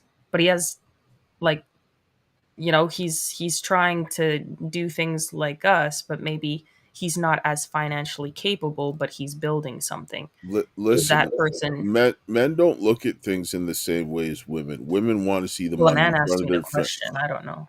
Men men are about creating opportunities. Now, if there are men that can create opportunities, men understand that. This is why women should come to men and ask them about men, because a lot of the men with money are they're getting money because the weaker men are going out and they're banding together and they're suppressing the stronger men, and they pick them off individually. Yeah. This is really what they're doing, right? And they isolate them, and this is what's been going on for a very long time. This is how we got to this point. So if a man sees another strong man that's capable, he'll be like, I can make I can make opportunity with this. Like, I mean, if I had 10 average men that were capable, we would have been able to generate a lot of money a long time ago, and we'd have been able to like destroy a lot of these criminals and bring them to justice, which is the case. Because it's like, what people don't realize is why we've been getting attacked so much is because of what we brought to the table. Watching and listening to what Dr. David Martin was talking about, you understand why Jezebel was hunting us down. Because what we're doing is the biggest break, like the biggest thing in this whole piece of the COVID puzzle. Everybody is left to doubt. No one has ever, like, no one's uncovered this, and this is the thing that, like, even a guy like Dr. David Martin, very smart guy, missed the engineering point. The engineering Well, point is yeah, the thing that everyone ties it did. all to get together. And Canada is going to look like the biggest set of clowns because they suppressed the biggest thing that could have saved everybody on planet Earth. It could have shut down their bioweapons program, and, like, I mean, it would have prevented people from getting the disease. It would have mitigated it to such a large degree and could have shut everything down. Except they didn't do it. And now you can understand with the amount of backstory that he gave and how much they were developing this, and every weapon needs a method of delivery. Who do you get to deliver weapons? It's the engineering, right? Who do you get to counteract those weapons? Because when you start looking at cures to diseases that already put out, that's reactionary and that's poor risk management. Anybody will tell you this. If you can prevent it, you do. And that's basic occupational health and safety, or OSHA, hazard reduction. So Well, we gave them the solution. yes. Someone said, um, thanks for your elaborations here, Mr. Richardson. Super valuable so far. Reading up on your background on the Karis Project links. And someone said, wait on the Lord, be of good courage, and he shall strengthen thine heart. Wait, I say, on the Lord. Psalms 27:14. Thank you, Ben J. Um, but you were going to say something? Yeah, I said we're at a point in time where we need to have the Christians that are people that are serving God. They need to demonstrate their works, because we're at a point no longer that we can just sit down and say, I'll pray for you. That's not what men do. Men It's the pray. most annoying thing ever. It makes me want to. Men do what Nehemiah does. They plan and they pray. They take action and they pray. They don't do that anymore. Men, Well, men today, men today, the only action they want to do is throwing their money at stuff. Men don't want to like go out and that's build not men. anything. That's not They men. don't want to like build the house or build the. They're like, I'll pay everyone to No, because having the that's money means I'm better than the builder. that doesn't People mean with money, anything. it's insane that the people with money think that they're better than the people who are actually putting in the labor, who have the intellect and the hands-on capability to put the stuff together. They know how to do it. If your money goes away, if they have nothing, they can build everything that they need. If your money goes away, you don't have anything. Now it's different if you have the money and the capability. That's different. Then you can pay for it or build it yourself. But it's like a lot of these people, the actual stupid ones, they just have the money. They want to throw it at everything and think that's the solution. And like but then at the same time, men, I'm so confused. Men at the top will throw money at hoes. They will throw money at genuine whores. But when it comes to like women being in a proper relationship with a proper woman, they won't want to spend anything on them because they're like, you're a gold digger. The whores get everything. If you like, They're lying. They're lying. I'll tell you this right you're now. spending like tens of thousands of dollars on bags and shoes and stuff You for know women, what? You know but you what? You won't know pay what? for Do you know like why? the slightest small Do you thing know for a what? woman who Do you know actually why? loves you. Do That's you know crazy. why? Why? Because you can satisfy that gold, the actual gold digger who is the just that doesn't offer anything other than her body by just giving her things. A woman that actually is of value, you cannot just satisfy her with money, because all of these women that are coming out and saying that money is the number one thing that they think is important, they're selling themselves very short, and they're making it very easy for a man not to have to be the man that he should be in order to fulfill the relationship. This is why women that have fathers understand that money is not the most important thing, That's what I because said. you cannot pay for the things, you cannot pay for someone to create the circumstances for your success, No, you bring can't. the best out of you and your family, and then work with you as you lay down the foundation for the character for the children, to then finish it to solidify their boundaries and their moral character to go out into the world. That you That's cannot mad. pay money for that. It's No, you can't. impossible. But when you say six figures, six pack, and 6 feet, you That's make it easy. extremely easy on a man to not be a man. And women are allowing this to happen. And because they only see things based, and then they have, especially in the situation that we're in, the people are under so much duress. The more a woman comes under duress, the more short sighted she becomes and wants that immediate need. And then she's looking for like money, money, money. And it's like, and then they're like, oh, well, if I can make my own money, then I don't need you. But then they don't understand what a man That's is what I'm doing. saying. That's what I'm saying. That's If the men at the top, and that's why when the women, oh, sorry, continue. This is why they're in the situation, because they think they can do what men can do by making money and so forth, but they don't really see what men are really actually doing. And most of what men are doing, women don't even discern it. They will see the effects of it. But because people want things instantly, it finishes them. That's their problem. Well, it's like, um, is my camera normal to you? It's a little. I don't know why it's done that, but it's like the woman that was saying, "Oh well, women need money and their own degree and all this other stuff in today's society," because a lot of men have made it where if women don't have like anything behind them, like they if they have only the qualities of the woman of Proverbs 31, and they don't have like the stature of the stuff that men have, that they won't have anything to do with them. Like there are a lot of men in society that are like, oh well, you know, they say they want a traditional woman, but they don't actually. They want someone who's going to like help them like be a man the way a man should be, instead of just being a woman. Like they want a woman to pay for everything for them and all this other stuff. And I'm a very giving person. If I was more financially stable, like I'd be very giving to my friends. I usually am. When I would go out with my friends, I would pay for my friends because I'm like, I invited you out, so I'm paying for us. Like I'm that type of like I'm asked your time kind of thing.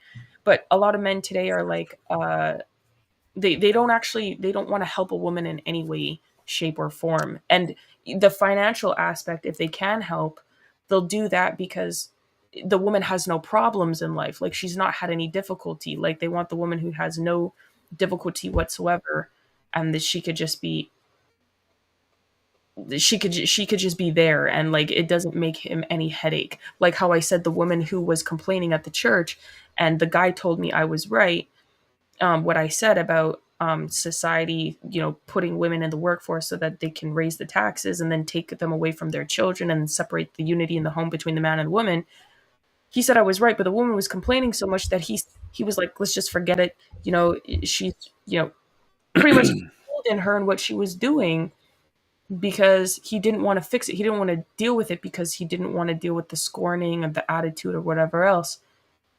And so it's like, men, do you see what I'm trying to say? Like, Man's demonstrating he doesn't have testicles when he does that, because he's like, oh, well, I don't want to disturb this and create this because the woman is going up. No, that's when you need to put your foot down and say that you're not going to go in and do this, because if this is important and it needs to be addressed, I don't care how much you're going to complain. This needs to be done. This is what a man has to do, and he has to demonstrate by his actions that he's going to do what needs to be done that's right, because a woman is going off and can't handle herself. She's going to make you do the wrong thing. No, this is what Jesus says, that if you love father, mother, wife, or brother or sister more than me, you cannot serve me. So if yeah, it comes down to your wife blowing up on you and you doing what the God tells you to do is right, you do what God says first, regardless of that situation. If she can't deal with it, that's too bad for her, because you got to stand before the judgment seat of Christ by yourself. You can't go to God and say, oh, well, my wife did. No, no. You know yeah. what God told, Told you know, Adam. you know what Nehemiah and them told Oh, them when those women were coming and they were leading them astray? He said, put away your strange wives. Even yeah. get rid of the kids that were indoctrinated with that filth. They're like, get That's them crazy. out. You're not doing that because you're coming to serve God.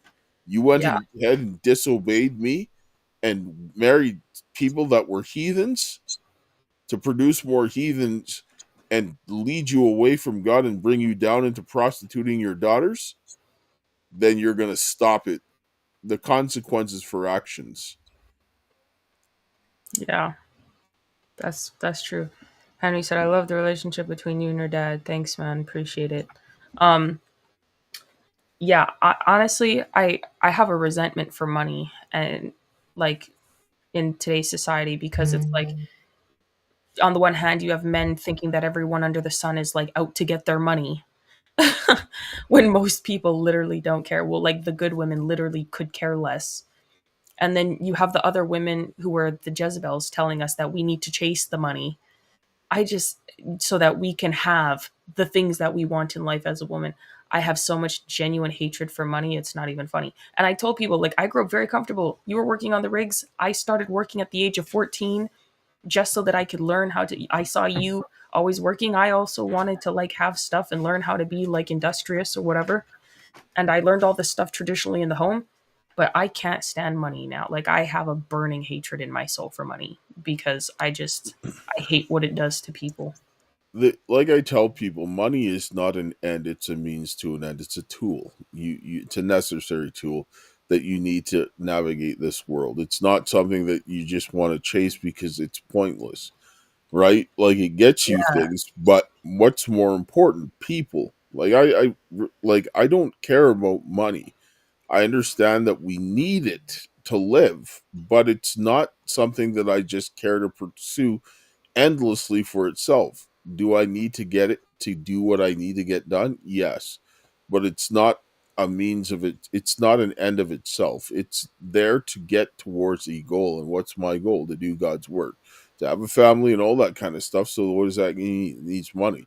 But I'm not going to be chasing money as the highest priority, because I mean, I believe in God, and everything in this world is not going to, you can't take it with you. That money, it's no good to you when you're dead. It's the legacy that you live behind, the people that cannot be replaced. And so the money is there, coming there to help you support the people that you cannot replace. But if you had to choose between your family and money, you choose your family, because you can always earn money back, but you can't get the family that you lose. right? And that's another thing. It's like with all this stuff that we've actually, the solutions that we had, and David Martin's come out and said, like, what he said validates literally everything that we've been saying since day one. And men understand that. I cannot respect somebody who's going to see, like you said, men understand the value of things and the potential, who sees the value and the potential of me and what we're doing. And like you said, just doesn't think, oh, let me, like, how can I actually be a part of her or her family or whatever? Not saying that they need to, like, they don't need to do the exact same stuff as us. That's not even what I'm saying. But it's like you said, there needs to be some help the same way that I would help them with whatever they need in life as a woman, like whatever I could. I wouldn't be able to respect anybody. Honestly, I kind of understand how men are like, they're really on edge about like their money and in that way, because with what we've actually done and the solution that we have and the things, the body of work that we've done, nobody has done this and no one would do it. Also because the incalculable level of risk that we've taken and literally only been preserved by God. I could not respect somebody who came to me after we were up. I wouldn't respect a single. I would probably really resent them and be so deeply disgusted. I would be so angry. Now I think I understand in a small way maybe why men are so pissed off with always like dating when they have money, because maybe they just assume everyone only wants them now that they have money because no one wanted them when they had nothing, and that makes them angry. In that way, I would be very pissed. I'm not even gonna lie. At that point, if we get up and I haven't met anybody while I was down, like, and I'm not like secured with someone when I'm down, I'm probably not gonna go with anybody. I'm not even gonna lie. I would have such major trust issues. I would be like, get bent. Please, I would tell them where to go and how to get there. I'd want to punch the wall so much. I can't even express the anger I would feel if somebody who could have been a legitimate suitor approached me after I was up. I'd probably want to punch them in the face. I'd be so pissed. I would be so disgusted. I'd be like, I would curse. I don't even like to curse, but I would I, curse. I've talked to a lot of smart women about this stuff, and they don't understand it right off the bat. It takes them time. Men are wired to understand a lot of these things conceptually, and when I watch men try to come and try to trap me on stuff, I'm like, you're an idiot because you know exactly what you're doing is Yeah. wrong. And this is why I've had a steady diet of women that were coming to me, and women even tried to steal some of this, and I was like, go ahead and try, because you're not going to get anywhere with it, because you're not going to understand it in real time. And like the reason why my daughter has the ability to deal with this is because I've had a relationship with my daughter her entire life, and then she understands doing being around the work that we were doing and all of these things, but she still doesn't understand the way it is, and can't just you can't give people talking points to parrot for engineering. You No, you cannot. can't. You cannot. It's not like a social science where you can feel it out. You need to know what you're talking about. And a lot of the stuff with what we're doing, it changes from, and being able to, if you don't understand it, you Application. You you need, can't yes. apply it. Yes, it's like the Bible. If you don't understand the Bible, you can't apply it to real world situations. And this is what happens with people when they come in and do the debating. They use a lot of these talking points, or they try to use the Socratic method on the Bible, which is wrong and false, because Socratic line of thinking does not is not compatible with biblical way of thinking. The logic laid out in the Bible is not Socratic. It's not Socratic logic. It's not. And when you even see the guy on what's his name, the Andrew guy on the whatever, he talks about Oh, using the Socratic method. yeah. Paul said that the cross was foolishness to the Greeks. The Greeks used the Socratic method. This is why they said it was foolishness, because it was incompatible with their logic. God's logic is rock solid. Actually, if you look at the way that the principles of engineering and things like that work, that's more in line with what you would see in the Bible in order to be a successful builder. And God started that out when he started the creation of the world. God created the circumstances. He showed that he was the master engineer, that he was engineering success and creating the circumstances for his children to thrive. He built an entire world and universe for his children to survive. That is the master engineer right there. And then when he created his son, he demonstrated that his son worked the same way that he did, to a lesser degree, when he threw him in the garden and all that kind of stuff. And then he created Eve, and Eve didn't come there. She didn't see any of that. She wasn't capable of doing that. And when she was under duress, what did she do? She was like the snake. When the man was there, he created the circumstances and blamed God, outlined the circumstances, and said, "You did this." Showed them very differently, perfect man and woman, who were there in under that duress. And what did they do? So when women are under duress, they can't be let men can't be led by a woman under duress. That is just sheer stupidity. Sorry. Women are capable, but under duress like this, what we're dealing with, women are ready to do the wrong thing, to sell themselves to get the money that they need. I'm like, I'll die. I don't care. You're not going to make me violate my conscience. I don't Yeah, care. Right? literally. That's right. I die, still I win. I serve God. You don't lose when you serve God. And I understand now what God means when he said these things, because if you have a point where you have a price, you can be bought or sold. We need men that can't be bought or sold. And that's the thing that makes a man priceless. When he has this strength of character to lose everything to do what is right, that is a man that you don't walk away from, because that is a man that will never break his commitment to you. Because if he's committed to God that he'd rather die than to sacrifice his principles, that's worth more than any money. And that man can go out and get you money. He can go out and provide. He's just being suppressed to do so, because men like that, and there's more of them around, they will make all of these other men look bad, because you can't, when you see the genuine article, the counterfeit becomes very obvious. They don't study the counterfeit bills to know what the truth is. They study the truth. And when you see the genuine article, all of these other guys, it doesn't matter what they say, because your actions will speak louder than your words. Okay, okay, but the but the Jezebels that are going around suppressing all of these people in the different areas, like all of our society, like is completely switched, like run by women now. Like the churches, the schools, the a lot of things in government, HR to be fair. So like The problem what? solution. I'm saying like all the Jezebels, like they pretty much run society at this point. And Yes. we're watching in real time in the churches how they're going around destroying people, and in the schools and in government, and in like today is International Women's Day, and someone was like, "Oh, happy International Women's Day," and I was like, "For what? Happy for what? Like, there's nothing happy about being a woman in today's society, because the good women are also getting destroyed by the Jezebels, so that they can continue to do their evil." And Yeah. like it's there's not like the men, the solution. What I was saying is, okay, the Jezebels are, you're outlining how the Jezebels are going around and doing this, or maybe give the who, what, when, where, why of the Jezebels doing this, and then the solution, please, concisely, and then we'll wrap it up. Feminism is like the feminism mindset Oh wait. of Oh, of I can do anything a man can. That's Jezebel, straight up. You can't. The glass ceiling that they're trying to chase is being a man. You can't do that.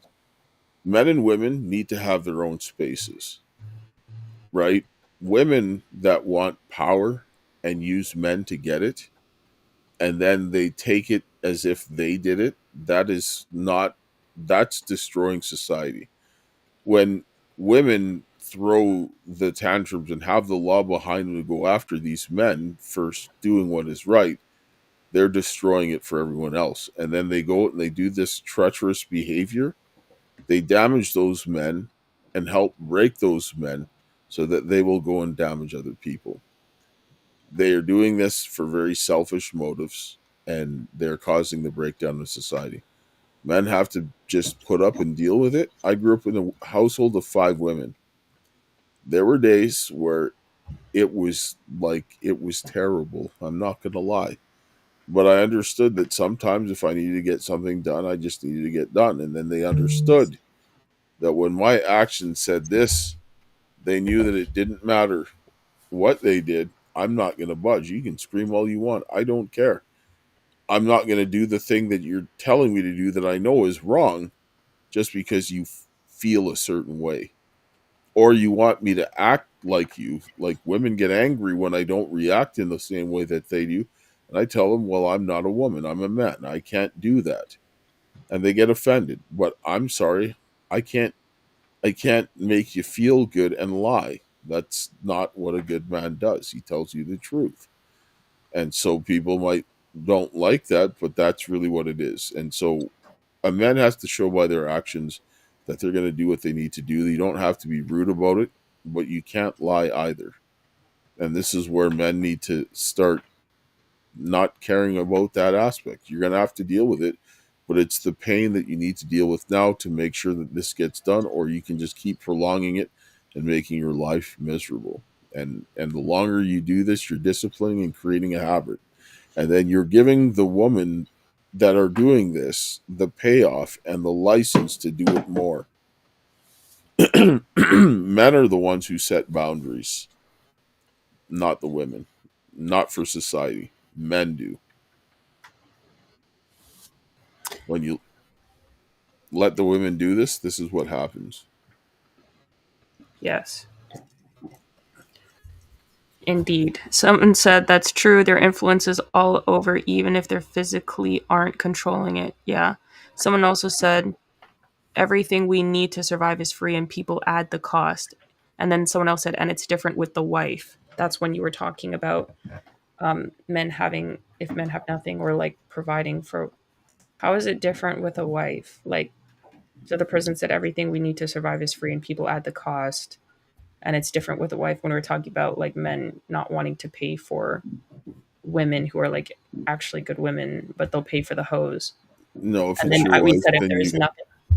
if you make a woman your wife, you should go out and do whatever needs to be done to help your wife get what she needs.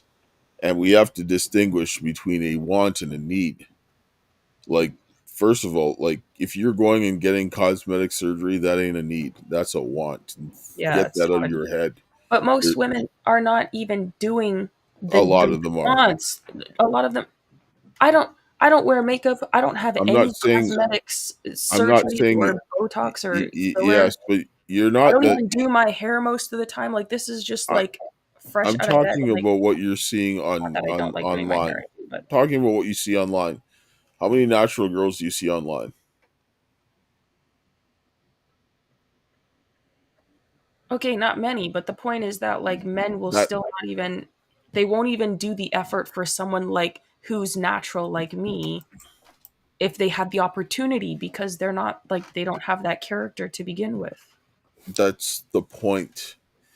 Men have to start developing the character. That's where the problem is because Jezebel thrives on the weakness of men. Jezebel uses her whatever her abilities are to ensnare a man and then use that man to help destroy other men that are standing in her way. Because Jezebel can't have the position that she has when strong men are around. She can't. Yeah. And what does she look at? They're a threat. She wants to sit down and say, "Well, I do this and that," but no, you're hiding behind Ahab, so that Ahab can help you do what you need to do, right? And because Ahab is like the biggest cuck, Yeah. he then does these things, and the very men that would have helped his kingdom to keep strong and kept him from dying that gruesome death, he got rid of them because of what? Some vagina.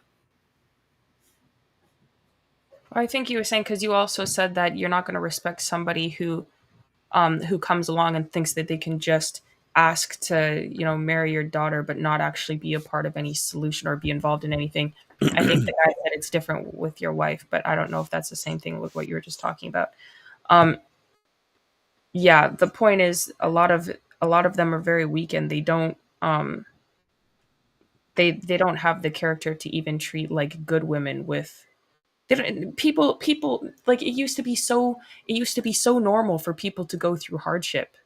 It used to be so like normal and men wouldn't care. They would like there was always war somewhere and men were like, "Oh, your family was devastated, whatever. I'll be with you."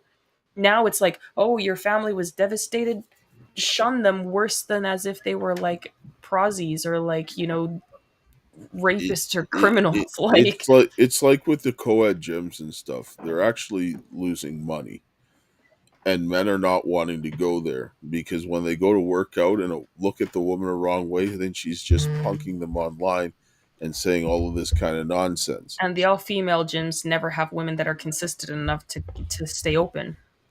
And so one gym I was looking online, they actually banned all recording in there, and then there was like 24 women that quit, but 36 men joined up, and no man had any problem with no recording in the gym. They did not care, No, right? yeah, Because what are they there for? They're there to work out. They work don't out. really care. But then when the women come in and they're wearing next to nothing, and then they expect the man not to look at them when men are wired visually, and this is how you attract and get the wrong attention from men, then they get angry. It's like you have to sit down and think from cause to effect. Should somebody oogle you? No, they shouldn't. But you know that if you wear that the chances of somebody oogling you down goes up higher. Like if you're wearing something that the man can see the outline of your vagina, it's not the same as a woman who's wearing something where you can't see that. And if you try to sit down and Yeah, it's very vile. I don't know why women do that at the gym. that's That's messed up. that's not even reasonable. You're That should lying. be like that should be illegal actually to because it's a foreign like you should if a man was had it if a man was erected at the gym and he was wearing tight clothing like he would get arrested probably like Women would complain about this. they probably call the police they would say that it was sexual harassment in some form and the man would be arrested, I'm sure of it. But they take advantage of the fact that men are wired visually. This is what it is. It's taking advantage of a man's weakness, and they don't want to admit it, but this is what it is because they want attention from the man that they want. But the men that they don't want the attention from becomes a creep. But the fact of the matter is that every man has a set of eyes. You can't change that. And some men don't have self control, and No. you have to account for that when you're doing this, right? This is why when it comes to dealing with threat, women just they're not they don't do it the same way as men. They don't, and so forth. And so you're like, well, oh, a man should do that. This is why men need their own spaces because men need spaces to be with other men to get those types of challenges and adversity that are going to be helping them to become better men. And they can't do it when women are around because men will tone down what they're doing amongst themselves when women are around because women don't understand. A lot of the times, the women will get angry and they'll get scared when they see men dealing with things that every man knows is not a big issue. Yeah. Well, there are some decent men. I think I know some decent men. Obviously, my father is one of them, and I know some others. But in large, a lot of them are very weak, and it's very disturbing. And a lot of this stuff goes on, and that's just I'm sick of it. This whole society needs to stop being run by women. I until I see Proverbs 31 women, I'm not going to be happy about International Women's Day and all these other crap because it's like even at the church, I was telling them earlier that they played this video of this guy who was disabled because when he was born first, his twin sister was born second. They thought he was dead, so they left him, and then he was suffocated of oxygen from his brain for like 15, 20 minutes. So he's disabled. The doctor thought he wouldn't walk, speak, or even or do anything and they told her put him in a mental institution or whatever where they probably just abused the hell out of him and experiment on him. Finally she took him home anyway. She said, no, screw you guys, he can't walk, and he can barely speak, but he can put his words together. He is exceptionally smart, graduated with honors and everything, even got a degree. However, um, and he can't barely move his hands very much, I don't think. But uh, when he was a kid, he had to teach himself how to talk because no one wanted to do it. And his mom is a single mom of 7, and he asked her, so he had to take his twin sister's books and teach himself how to read. As a fully disabled person, he had to do this. He had to come up with the solution himself, and he's a man. And when he asked his mom, how did you raise all 7 of your kids a single mom? She said, I didn't, Jesus did.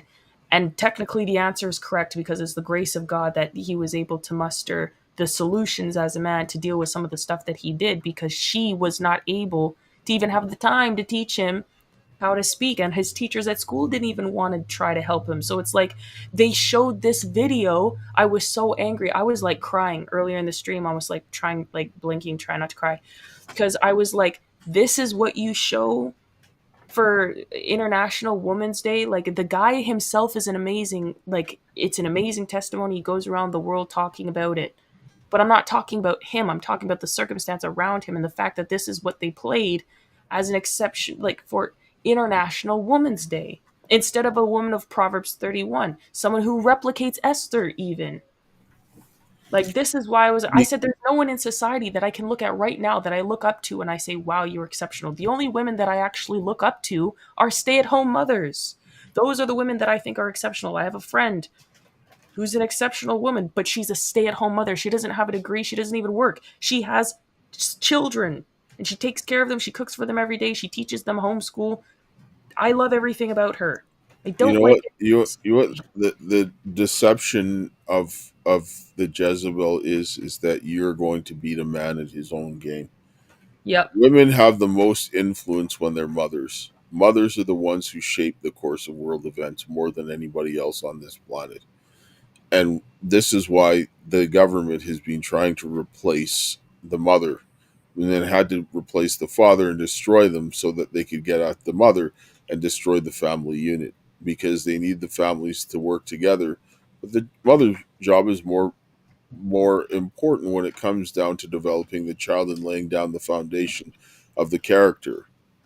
Now, when you sit down and ask the mother to go out and work and do all this stuff, you're not going to probably be able to get the time to do this. And then you have to put your child in front of the government's hands, who's going to spend more time with the child than you. You're going to be out there working yourself to death, trying to do the job of a mother and a father, which no one's designed to do. And like, the woman is the weaker vessel physically, for sure. He's not going to be able to withstand all the pressures of the world and everything else like that. It's not going to work. You're going to just wear yourself out over and over again, putting yourself in a less than ideal situation, because you're sold something that you can do all of these things. You just need to have all the time. Well, no, you can't. You're not designed to do that. And putting yourself in that position is only going to make the situation worse. And being like this boss girl, like, men don't care. Like, the most important legacy that you can is what you're going to leave behind, because that's the only thing people remember. I don't think people, how many people remember that were mega rich? And there's been a lot of mega rich people throughout the years. Most of them died, forgotten. Nobody knows who they are. But they have Yep. poor men that did great deeds, and their names are remembered. Poor women that did great deeds, and their names are remembered. Right? More people are remembered for what they did as Not opposed what to they what had. they Yeah. have. That's really it.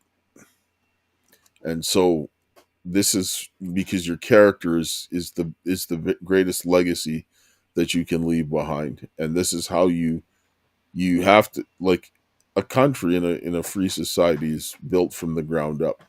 So if you're creating better communities by creating better human beings to continue to fill those roles after you're gone, that is the secret to success. I agree.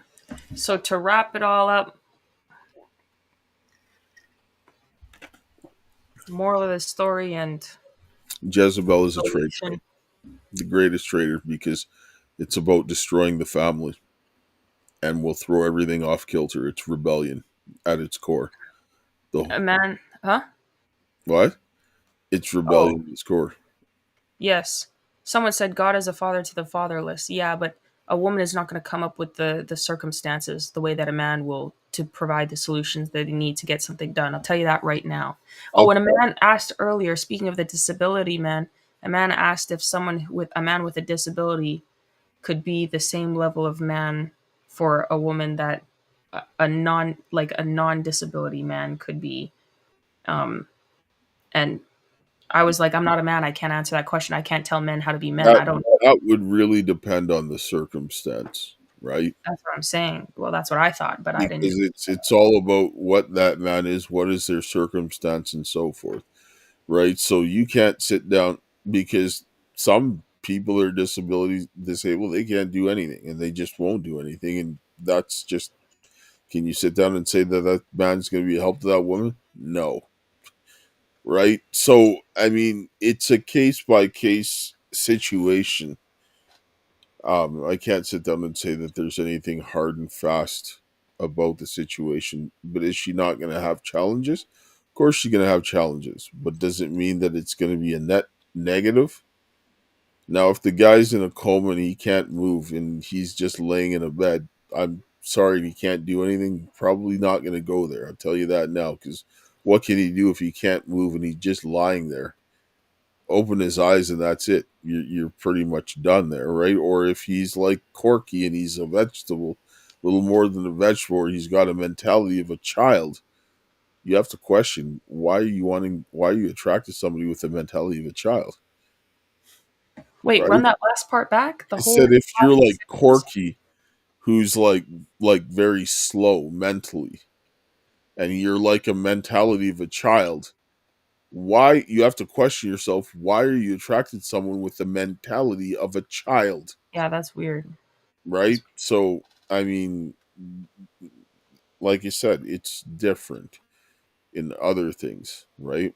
Because he looked at the one guy there, he became a successful businessman. He's in a wheelchair and all that stuff. So, is Yeah, he doing things to help support his family? Yes. yeah. I was gonna He's a say breadwinner.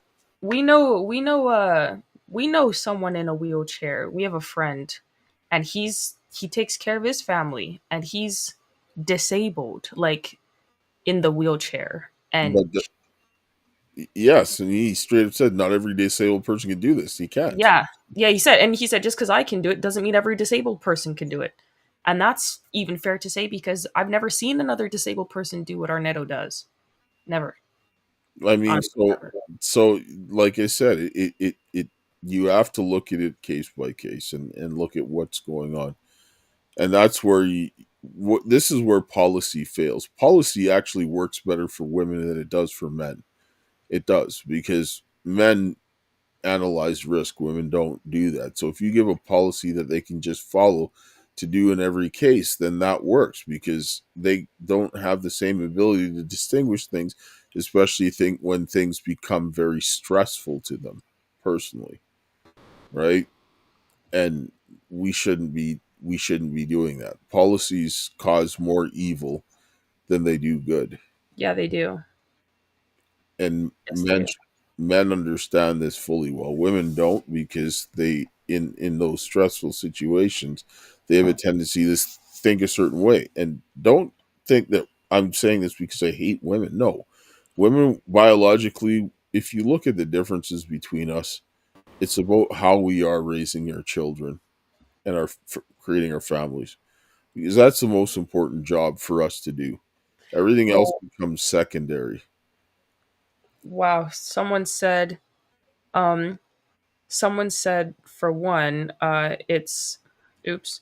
They said it's not about what you have; it's about the impact you make. Exactly, and because that the impact you make will, yeah. So, anyways, yes. And then someone else said my mother came in while I was reading up on the Karis Project and said she knew about your story through Christopher James when it all started. I'm sorry to hear about it, and will support how I can. Thank you. I appreciate it. Yeah, Christopher James was one of the first people to Yes, actually interview us. A Warrior Calls. yes. Yeah, go check out his platform there. He does a lot of good podcasts too And and interviews. even with the way, like when they talk about Jezebel, a lot of women will use that and say that it's just because a woman's promiscuous or she's engaged in prostitution and all that kind of stuff.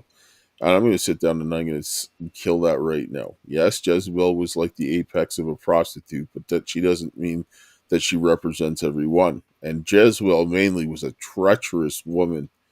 Like, I mean, she was treacherous to no end. And I know women that don't sell themselves as prostitutes, but they're just as treacherous or even more treacherous as Jezebel, right? So you have to look at what she does, because then you look at, for example, Rahab was a prostitute. Rahab saved her entire family, not just Yeah. herself, but her entire family, and was remembered for that because she didn't want to be there. But I guarantee you, she was abused, and the circumstances were created for her to be there, unbeknownst to herself, because she still loved her father enough to save her father. So that tells you right now that her father wasn't the abusive person, but they probably did a lot of stuff to him in social classes and so forth. They just take people and take advantage of them. If you got a lot of people with whatever in that situation, he doesn't know God.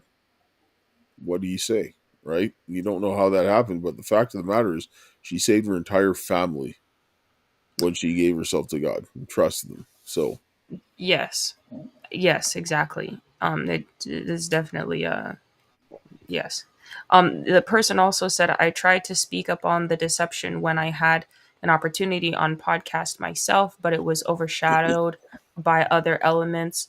The episode was taken down shortly afterwards. The podcast was taken down, so it's no longer up. If you want to come on our podcast and talk about, whatever it was, reach out to us on the Karis Project on X or Instagram or yeah, something like that, and tell us what's going on, and we can schedule you to come on if that's what you desire to do, sir. SMZ. I have no problem with people who are trying to do stuff. Yeah. I'm never going to condemn someone who's trying to do something. It's the person who stands around and just says, "Oh, I can't do nothing." Like, okay, Yeah. sorry. I'll just wait until something happens. No, no, right? Like, That's yeah. Honestly, that's what really makes me upset because most people, it's like they want to wait, they want to come, like you said, they want to come around when everything is already like, they want to come around when the work is finished. They don't actually want to be a part of the work. They wanted the benefits of the work being over, and most people are like that, which is why I guess a lot of men are very angry in today's society, because most women only want them after they've built everything, not on the come up, which is retarded because, well, women don't see the value. But that's why, if traditional courtship would fix a lot of that, because the father would see the value in the man and be like, yeah, you could build great things with this guy. Go and do good God's work with that person. I, If you I like them, obviously, not forced, but if you like them. just speaking on the Ahab, I mean the Rahab thing. Sorry, I listened to a woman talk about why she didn't leave pornography right away, because she had was supporting a lot of people and they were depending on her for this. They were people that were close to her.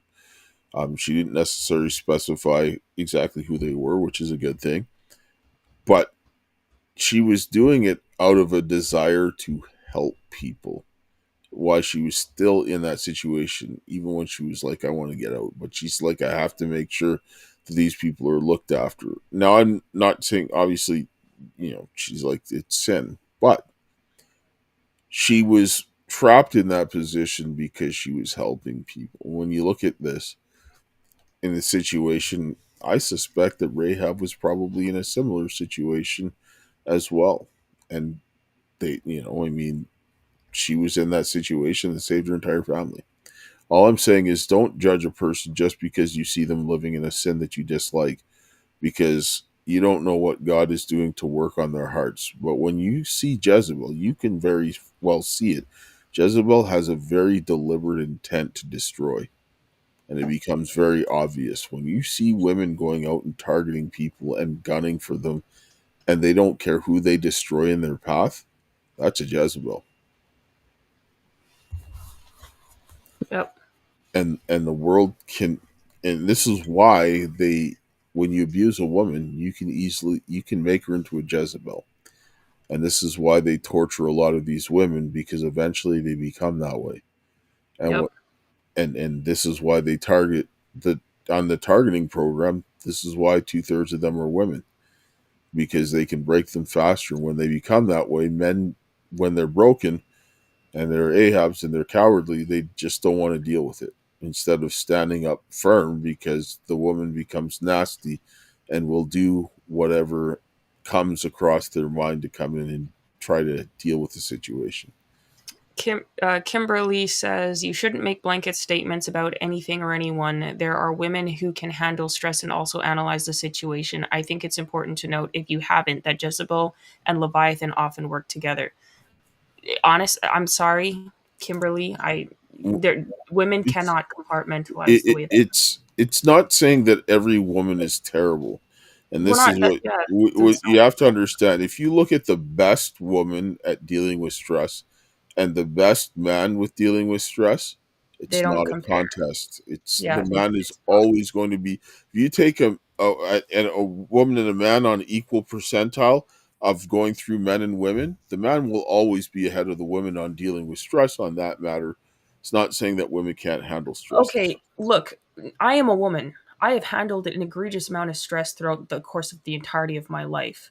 I know men, old men, who have seen things in life, very experienced, who said they've never seen a woman go through what I've gone through and operate at the efficiency that I have. And even still, the only reason I'm able to do that is because I have my father helping me. If I was on my own, I would have been, bro, I would have been the villainest of villains out there, and I would have been absolutely evil, because it's not about the look. As a child, I went through the foster care system, was egregiously sexually abused in there, and all sorts of things. I got out of that situation. My dad got me back from being unlawfully taken and made permanent ward of the crown. Throughout childhood, growing up, school, everyone has problems with school, whatever. I went through the trans ideology in high school. There's so many different things that I experienced. I had a bunch of car accidents randomly, which really messed up stuff happened just off the wall. Maybe devil attacks, who knows? The Matrix, who knows? Then this stuff with the COVID, being trafficked for 4.5 years, on and off the streets, in and out of shelters, drugged, beaten, assaulted, held at gunpoint, all sorts of nonsense, attacks from government agencies, literally kidnapped by ICE as a Native American with full documents and imprisoned multiple times. Well, in the stretch of forced to be in a maximum security military prison for 7 months, where they contracted immigrants to stay there. I have experienced stress and I'm still functioning. Most people are like, "Oh, I have no idea that you'd ever have gone through any of that. You're just so well spoken and so normal." I understand what it means to handle stress. People think when you say these things that it means that, oh, well, some women can handle stress and, we can handle. No, It's not. no. Like, It's not. It's not saying that women don't handle stress. I'm I've saying handled the stress. way that they My handle it nothing to do with handling stress. it's differently, right? Yes. It's different. And it's no slight. She said, I totally disagree. I have had insane amounts of stress like you, and I've been on my own and have and am actually coaching men through stress and giving them critical perspectives. I'm not saying that you cannot help people. I'm not saying, and you have not been, I honestly, I'll put it this way: people have been trying to kill me for the last 5 years, very, very, very, like on a regular basis, an extreme regular basis. They've been torturing my daughter. My daughter's been, and I've been like put in a situation where I have to put away everything that I have to help my daughters, so that my daughter doesn't have to be in a position to be pushed into a place to trade sex for a place to live or be trafficked and all these kinds of things. This is a very difficult situation to be put into. And so exactly. not only that, but I have to end up having to help my daughter to get through her situation while I get through mine. People in multiple countries have been after me. It's fine. I mean, I'm just saying the level of stress. I don't think the statement that she just made, I don't think she understands the weight of what well, she just said, it's because because she's comparing her situation to ours that she doesn't have a full Exactly, understanding doesn't of. have the full information. And that's what I'm saying. No, it's not the case, because you know what? The chances of survival in the situation that I've been in, and we've had people come on that's worked at the border and have extensive knowledge of what's gone on, and through their own body of their experience of their job and what have you. And they said the chance of surviving a situation like what I've been through is less than 1%. It's only God. That's why It's we don't. literally only God. So it's not even, my body itself should have medically collapsed from all of the things that I've been through. And I had very messed up stuff happen that I'm not even gonna, I'm not even gonna get I, into. So it has nothing to do with, go ahead. no, no, I'm just sitting down and saying that's fine. I mean, this is where you can. I mean, you're entitled to your opinion. I'm not going to I'm not even talking say about that. opinion. She said, I'm just saying you shouldn't make blanket statements like that. There are always exceptions to the rule. I am the exception. Wait, wait, wait, I wait. am the exception of Let me exceptions, and just I'm saying that it let me doesn't mean just that ask it this should be question. that way. Let me ask a question. Can men get pregnant? Can men get pregnant? No, they can't. Is there an exception to a rule? No. Why? Because they're biology. Biology plays a large part into this, and this is one thing that people don't want to understand or accept. There are biological differences between men and women, and it's not just physical, because our the way that we think is key to our biological differences, because making children and having families and raising them is the most important thing for human beings, and in order to play those roles on the development of the child, which are very different, requires different thinking. Otherwise, it would be pointless to do that. And that deals with the way that we deal with risk. Because when a woman is pregnant or just given birth and is nurturing a baby, she's very vulnerable. A man has to be able to deal with things, to deal with understanding and analyzing the risk to properly protect them in that point of vulnerability. Women are not designed to do that because they're the ones having the children to be vulnerable, and they shouldn't be the ones worrying about their own protection. That's the job of the man. And that is why we have difference in thinking, because of those biological roles that are the most critical to human survival. That's just it. I'm not sitting down and saying because it's better or worse. That's just the way it is because it's necessary for our That's survival. not even my point. Like, that's not even my No, point. no, I'm just as I'm saying. I'm just saying, like, just because we can handle stress doesn't mean we should be doing that. And she said, like, I understand what you're saying. What you're saying is correct. I'm just saying, like, she said, I'm saying you shouldn't. She said, wow, same. I've had people tell me the same about what I've been through. I've also had 7 not fault car accidents and totaled my third car in November. Crazy story similar to you. Um, she said, yes, exactly. I'm not discounting what you've been through, and I've been through so much as well. I'm just saying that you can't say that men always function under stress better than women. Having babies isn't the same as what you said earlier. I learned after leaving my abusive marriage, that I was the strong one, and my ex had me believing I was the weak one for 26 years. He was an abusive man. He wasn't a real man. She said, I The, also don't believe that men are equal in any respect, so please don't think I'm saying that. He was not a real man. If he was a real man, he wouldn't be doing you're that. you I'm talking about, you're looking at this. Okay, you might have been the stronger one in the relationship. That just means that he was an exceptionally weak man. If you had a yeah, man that was like at the same level as you like say if you were like at the 70th percentile of women, if you had a man that was at the 70th percentile of men, he would be better than you in this situation. In this case, you had a man that was say maybe at the 30th percentile or like the 10th percentile for men in dealing with this. she So said, it's not a huh? same fair comparison. No, exactly. And there will always be, like, you wouldn't fare against, your best effort would never compare with men. She said she's not saying that men and women aren't equal. Yeah, I'm talking aren't about in equal. No, no, look, no. What I'm saying is what I'm saying is in this stress of dealing with like life and death situations. This is what I'm talking about, because women have different stresses on them that they deal with that men don't deal with, but they also have men have stresses on them that they're better equipped to deal with. And when it comes down to the life and death situations, men are generally like equal on the equal percentile of where they are. You go from top all the way down to the bottom.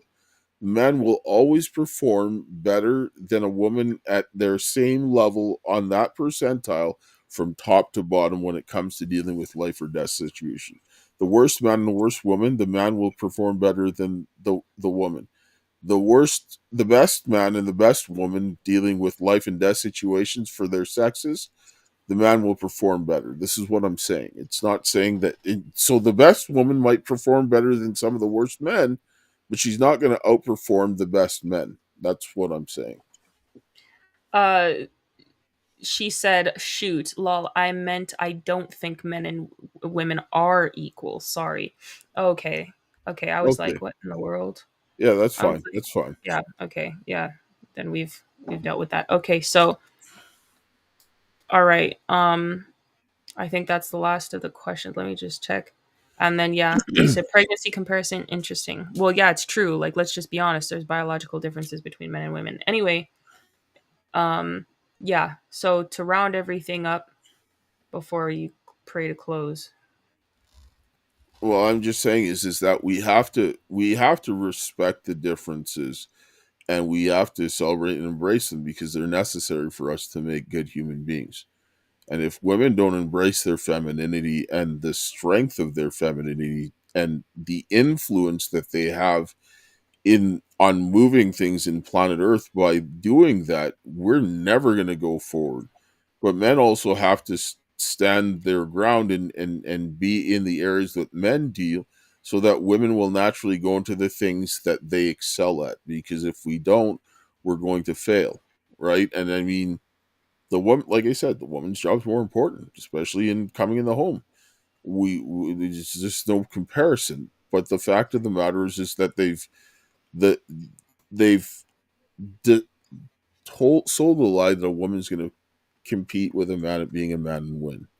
And this is where you have these problems. And then you have the power hungry, treacherous Jezebels that go around there that just destroy it for everyone. Because a lot of women, they're like, I want to check out and I want a man that's going to look after me. Guess what?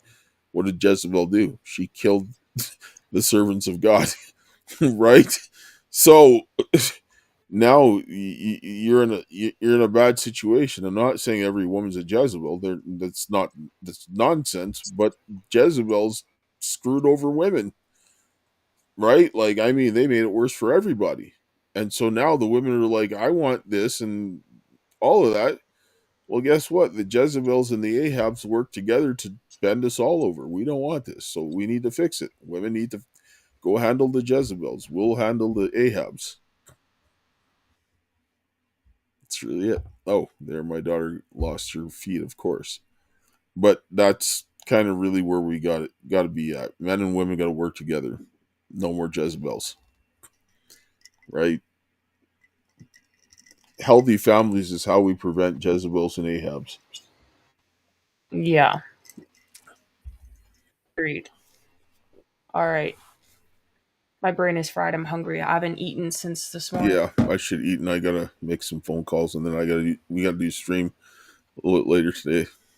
So, All right. Do you want to all right, pray and yes, close? I'll pray. Thank you guys for all your questions and so forth. And I don't have, yeah, I'm good with questions, right? All right, Heavenly Father, Lord, we thank you for this day. We thank you for your love, grace, and mercy. Lord, we thank you for the hope that you have given us this day. Open our hearts and minds to your will and help us that the men and the women would come together, Lord, that we can deal with the Jezebels and the Ahabs so that we can correct our country and our families, most importantly, our churches, our communities, and our nation, that we can have some peace and prosperity for the children until the work is finished and we see you coming in the clouds, is my prayer. In Jesus' name, amen. Amen. Yeah. All right. That's been seeing Jezebel, the Jezebel effect in real time. So let's uh, let's get back to putting some order in things. And yeah. By the way, guys, also like on a more personal like thing based on what we were talking about earlier with relationships. Um, if someone does not see the genuine value in who you are and working with you as an individual when you're at your lowest point, then they don't deserve you at your highest point. And I think that that goes even for men, like men and women alike. You should be able to see the value in another person and what you can do in life together and what God wants you guys to do together. And if you can't see the value in a person like that, just don't even waste their time. And if you don't see the value in a person like that, then you don't like, or they don't see it in you, like you don't deserve them and they don't deserve you. Like you need to see the value and the potential and in people and work with that. Um yeah, don't be, I don't know, don't be stupid and don't be money hungry. Like that's just, I have resentment for money anyways. I don't like it. I don't know. But anyway, I'll get over it. Thanks guys for listening to this stream. It's been real. We're gonna be streaming later. Um talking about some of the same not same stuff. We're gonna be getting into the engineering. And you can watch that on the Karis Project. If you want to follow me on Rumble, go to Real Talk with Kaysha. That's this platform that we're streaming from right now. We also have the Karis Project, where, like I said, later we'll be talking about the engineering controls and the COVID and whatever else. If you want to support some of the work we do, there's links in the descriptions.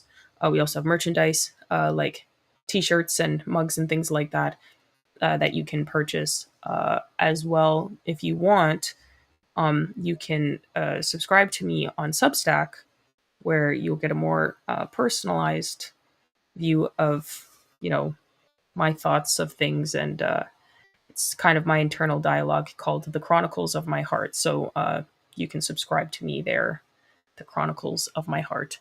Anyways, guys, it's been real. Thanks. We'll catch you in the next one. Ciao.